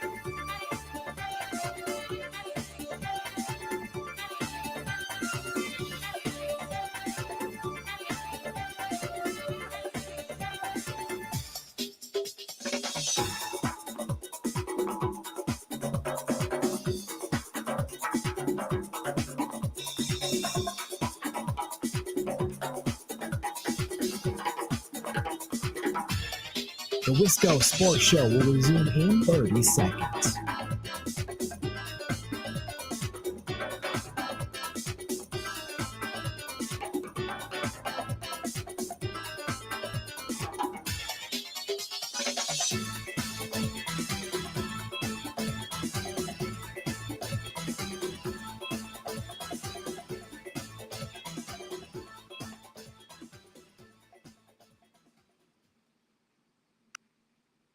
It is utterly ridiculous to give up that many yards to a team that is not going to throw the ball. And they know they don't have to throw the ball. And that's even more demoralizing, I think, if you're Wisconsin and a Wisconsin fan. Yeah. This defense 3 years ago would have taken 5 games for a team to get to 329 yards rushing. There's just not much more to say about that. That's Zach and Jesse on the camp reacting to what happened in Iowa City on Saturday night. That might be the worst loss for the program. We had some callers kind of kicking around possibilities. I think it's that in the Indiana game from last year. But I have a higher expectation in year 2. Maybe I shouldn't because it's looked mostly the same. So maybe it's ridiculous for me to have a different expectation in year 2. By the way, I almost forgot. We will do the Monday mailbag. We got a couple questions, I think some are election related. So we'll get to that in the final 10 minutes of the show. Ben Kenney joining us now, friend of Network and appreciator of the former, now defunct Big Ten West. Ben, welcome back to the show. Can you hear me okay? Hey, Grant. How are you preempting election coverage tomorrow? What can we look forward to? I just had this email says, are you going to vote? I already did. If so, what are your deciding factors? Is it a political party or ideology? I know it's a personal question, so no details necessary. I'm sick of being bombarded with ads. So that's how we'll wrap up the show. Is that at 5:55? Yeah, no calls. 5:55. Yeah, as we get out the door. For a question for you. I wrote this down because I saw a YouTube comment, and I'm not sure. Did you say on the camp at some point that a win over Iowa would mean more to the program than a win over Oregon? Yeah. Oh, totally. I said that during our postgame show after the Northwestern game, and Saturday's result should prove that true. Like a win over Oregon, and I don't want to jump ahead 10 days, but a win over Oregon in 10 days doesn't fix what just happened on Saturday or the state of where things are or where it seems like they're headed. Like Purdue has how many big, spoiler maker, their Purdue wins over top 2 teams over the last decade? Like 4 or 5. And where are they as a program? They suck. So you could pull all those wins and have this magic night at Camp Randall. But if you're allowed 6.1 yards per rush to Iowa, 330 yards on the ground, like that's emblematic of problems. And it doesn't just get fixed by having this, they beat Oregon kind of game. So I stand by that. I think it got proven correct actually with the result. Everyone kind of assumed it's like, new look offense, they'll go win in Iowa City. It's like, no, you actually have to be in a good place as a program to win that game. So Iowa City tests you as a program in a way that a one-off magical night where everything comes together. I get the take. I actually really like the take, and I love that you then circle back and it's like, well, actually Saturday night proved me right because now we can see how bad the program is. Just a couple things. Normally I never write down questions, but you haven't been on in forever, and I wanted to make sure I got the goods. Jesse mentioned on the camp this weekend that there are now more embarrassments in the Fickle era than good quality wins. And he actually went on to say he's not sure if they've had any good quality wins. What do you make of that? Yeah, true. I would argue there have been 0 quality wins. I mean, on the road at Minnesota last year, I guess counts. That was a Braylon Allen thing. That was about, he was the best player. Neither program is good. And that was a Braylon Allen win more for me. That's the way I saw it. So that's a retroactive Paul Christ win, if you want to divide credit. Yeah, I guess. No, I agree. And the glaring part is, they're 0-5 against ranked teams. They've lost to pretty much every team with a pulse. And they've lost to some without a pulse. Was Rutgers like half of a solid win? I thought Rutgers meant something at the time, but maybe it didn't. No, because all of their slide started and all of their top defenders got hurt at the same time. So, and then again, the games after that, the loss at USC could have been a good loss after a good first half until USC misses a bowl game. So history is not remembering any of those performances well. But he's right. And that's the glaring part because that's what Fickle was hired to do out of anything. Maybe we could sacrifice beating Iowa, which is what people told me, in order to go beat Ohio State once or twice. Like he was hired to win those big games. And if anything, obviously the performances have gotten worse. But there's no signature win. There's no signature performance. Even their wins against Purdue and Rutgers this year, you could say signature performance and then point to 3 things that they didn't do well anyway. signature performance. This rules. This is why I wanted to talk to you specifically about the signature performance versus signature win. How is it? I literally wrote down verbatim. I haven't done this in so long. How could Mike Tressel's defense keep the game close longer against Penn State than they did against Iowa? Make that make sense. That is a question. I mean, if we watch Penn State play against Ohio State, that offense isn't spectacular. And if you go back to the first drive against Penn State, Julian Fleming dropped a would-be touchdown. It felt like Penn State didn't throw an incomplete. They threw one incomplete pass in the entire first half. So if anything, they probably left points on the board there. But I mean, I do think if we want to go big picture, it speaks to the state of the program and where an old school Big Ten team can still win. If you roll in with a defense that's built to beat a team with speed, like if this defense is built to beat Oregon, but it goes on the road and can't tackle a running back and can't stop anything, then you shifted your defensive scheme in order to again go try to win those big games. But you have, in my opinion, totally sacrificed the games that matter to the program. I don't know if this is on your agenda, but you realize the good eras of Wisconsin football are literally built around beating Iowa. And this won't land perfectly because Minnesota's the rival. I get it. But the best eras of Wisconsin football, the late 90s, from 97 to 2001, Alvarez won 5 straight against Iowa. That's I think the best era singularly in the program's history. From 2010 to 2019, what many would consider the other best era. They won in 2010. They didn't play for 2 years, and they won again in 2013 and 14, lost in 15, and then won 4 straight from 16 to 19. And then as soon as they start to lose to Iowa, the program is going not in the tank. That would be a little bit too far, but you know what I mean? It's literally the trajectory of the program. You could go back 20 to 30 years is built around when it beats Iowa. So I say that, and you can't just worry about Iowa. We've got to beat Ohio State. It's like when you think that way, in my opinion, again, this is what happens. 42 to 10, 330 rushing yards, Grant. Yeah, they hadn't surrendered that many points. Was it that many yards or that many points to Iowa since 1975? I heard Zach mention in his update. That is one thing. Look, if you get steamrolled by Bama like they did, that's fine. Iowa doesn't want to score 40 points. Like, were they even celebrating in Iowa City? They were just walking around all confused leaving Kinnick on Saturday night. That's what I don't get. They don't want to throw. Oh, and also 2 weeks in a row were the Badgers did they get unlucky having to face backup quarterbacks 2 weeks in a row? Like, would it have been better had they faced McNamara on Saturday night? Oh, totally. Yeah. But that's a unique situation. That's Kirk Ferentz being an old school Big Ten guy. It's like if he can have his quarterback that might look like what he wants the quarterback to be, even though the guy stinks, he'll keep him in. Yeah, but I mean, Purpula on Penn State was good. I don't think McNamara could have been in. They still would have lost by 35. Yeah, he was just going to hand the ball off either way, I guess. And I do think Iowa did want to score points. They ran up the score. I don't know if people are talking about the end of the game. It's like a 4th and 2 from the 12, up 30 with a minute left. And Ferentz goes for it on 4th down, gets the first down with a minute left, and then runs it another 3 times to score. It's like that's like a, my style still wins kind of statement. So, and I texted you earlier today that there was one thing I was like, hey, I'm not going to send you questions ahead of time because you're fine to just, this is easy for you. This is nothing that complicated. But I had this idea for a topic this weekend where it's like, if you gave Kirk Ferentz, like if you had beers with him or you gave him a truth serum and you asked him questions and you knew you were going to get like an honest from the heart answer, like, do you think he thinks Fickell is a fraud? Like, what do you think Kirk Ferentz would say about Paul Chryst versus Luke Fickell if you knew you were getting a 100% truth from him, Well, he tried to hire Paul Chryst.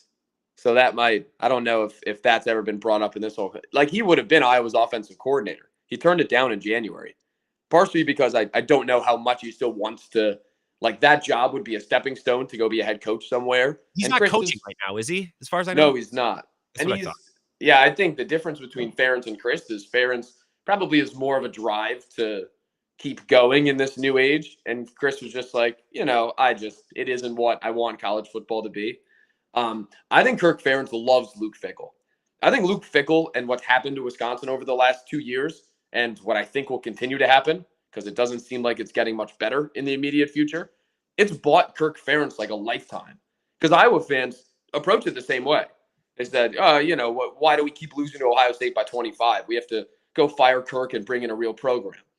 And they were right about Kirk firing his son. Like, there were glaring issues.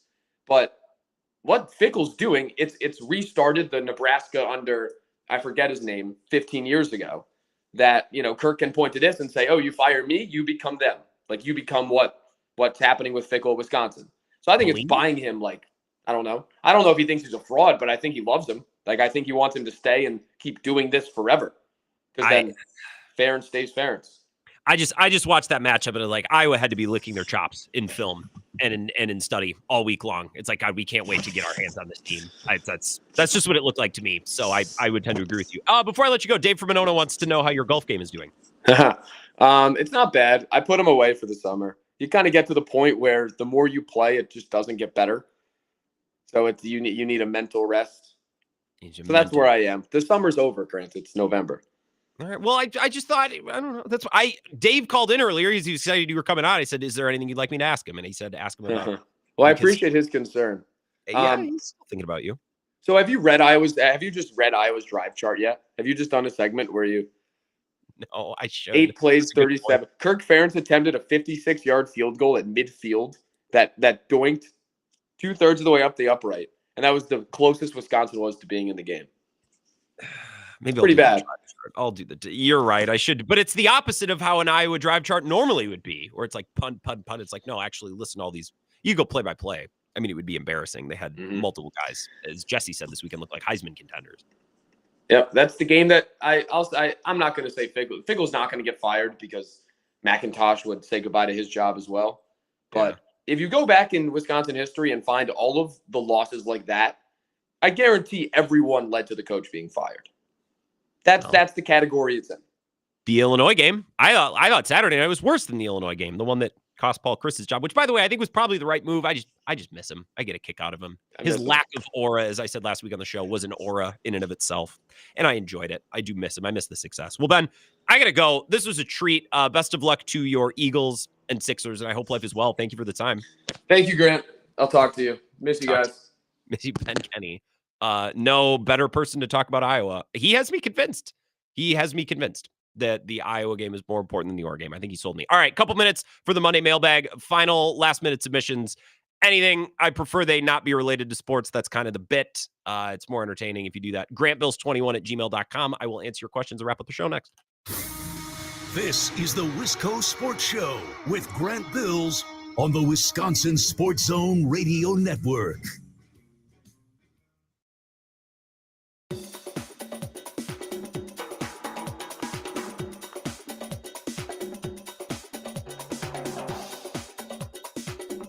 The Wisco Sports Show will resume in 3 minutes.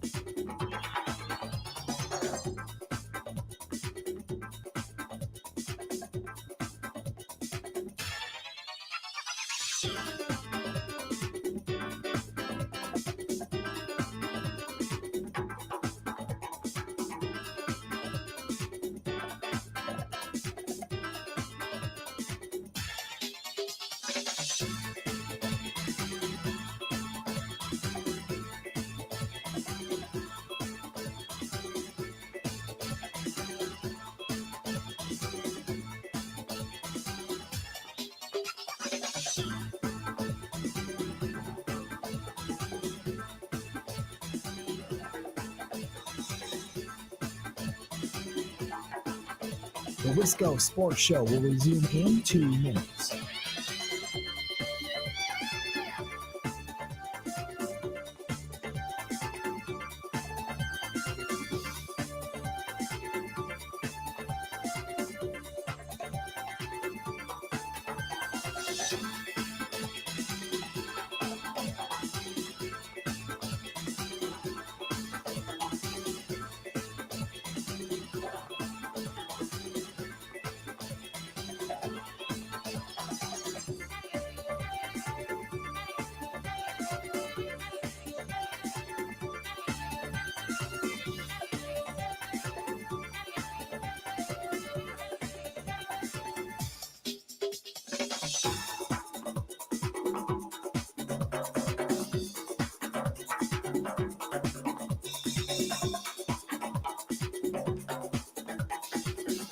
The Wisco Sports Show will resume in 1 minute.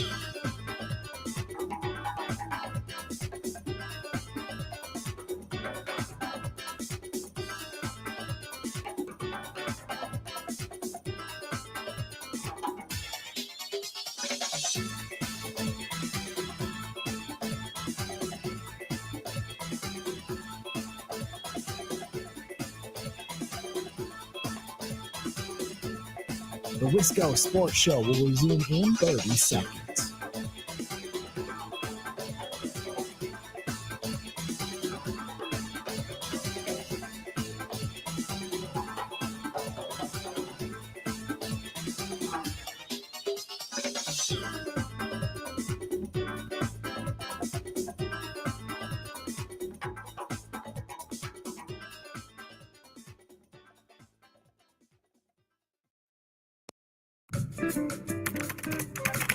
Because the mail never stops.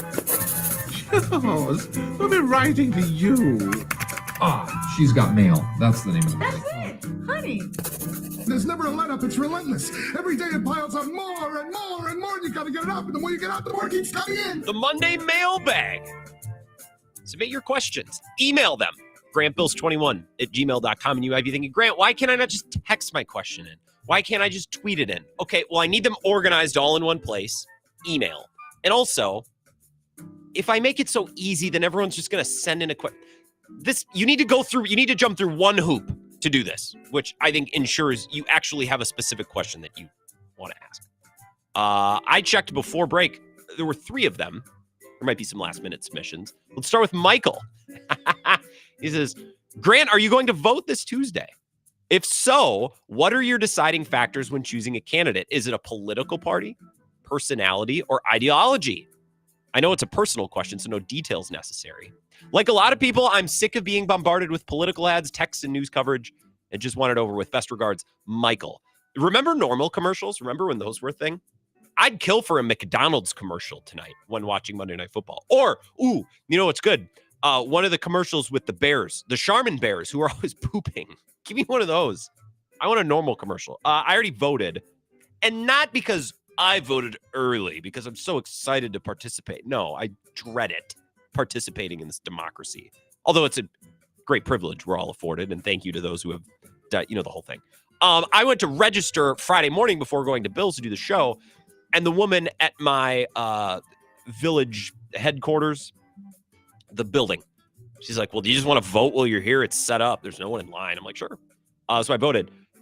Don't just go party line. I know that everyone would say that. Don't just go party line. I will tell you, I've oscillated over the last couple of elections. I've bounced from party to party the last couple. So just try to think outside of the lines that the deep state, to quote Ebo, has drawn from you. Peter, at Grant Bills or 21, GrantBills21 at gmail.com. That's right. That's how email works. Who will be the first quarterback to play an entire game this season without throwing an interception? Braden Locke or Jordan Love? Well, they're both on bye this week. So it's Jordan Love versus the Bears or Braden Locke versus Oregon. Neither one's going turnover free in 2 weeks. So I'd have to look next. I'd still put my money on Jordan Love, although I think it's going to take one more game apiece. Braden Locke blows.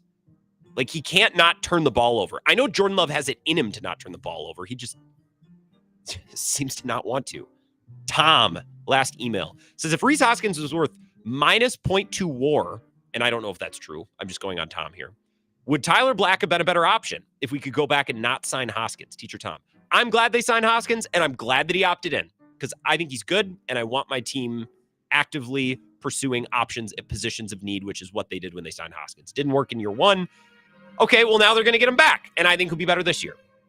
And he won't need to be much of an improvement on the season that he just had to be effective. So, no, Tyler Black was in the majors a lot last year and really never did anything outside of his major league debut. None of those guys did. They tried with a lot of those guys.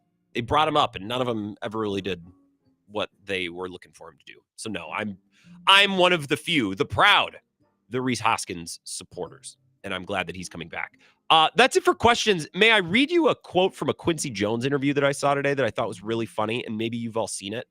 I remember seeing a Quincy Jones clip, this is probably years ago, talking about when he would butt heads with Michael Jackson, and he told the story of when Michael Jackson wanted to take the violins out of Don't Stop Till You Get Enough. The and Quincy Jones is like, no, it's staying in there. And what the most iconic part of the song, which I always thought was funny.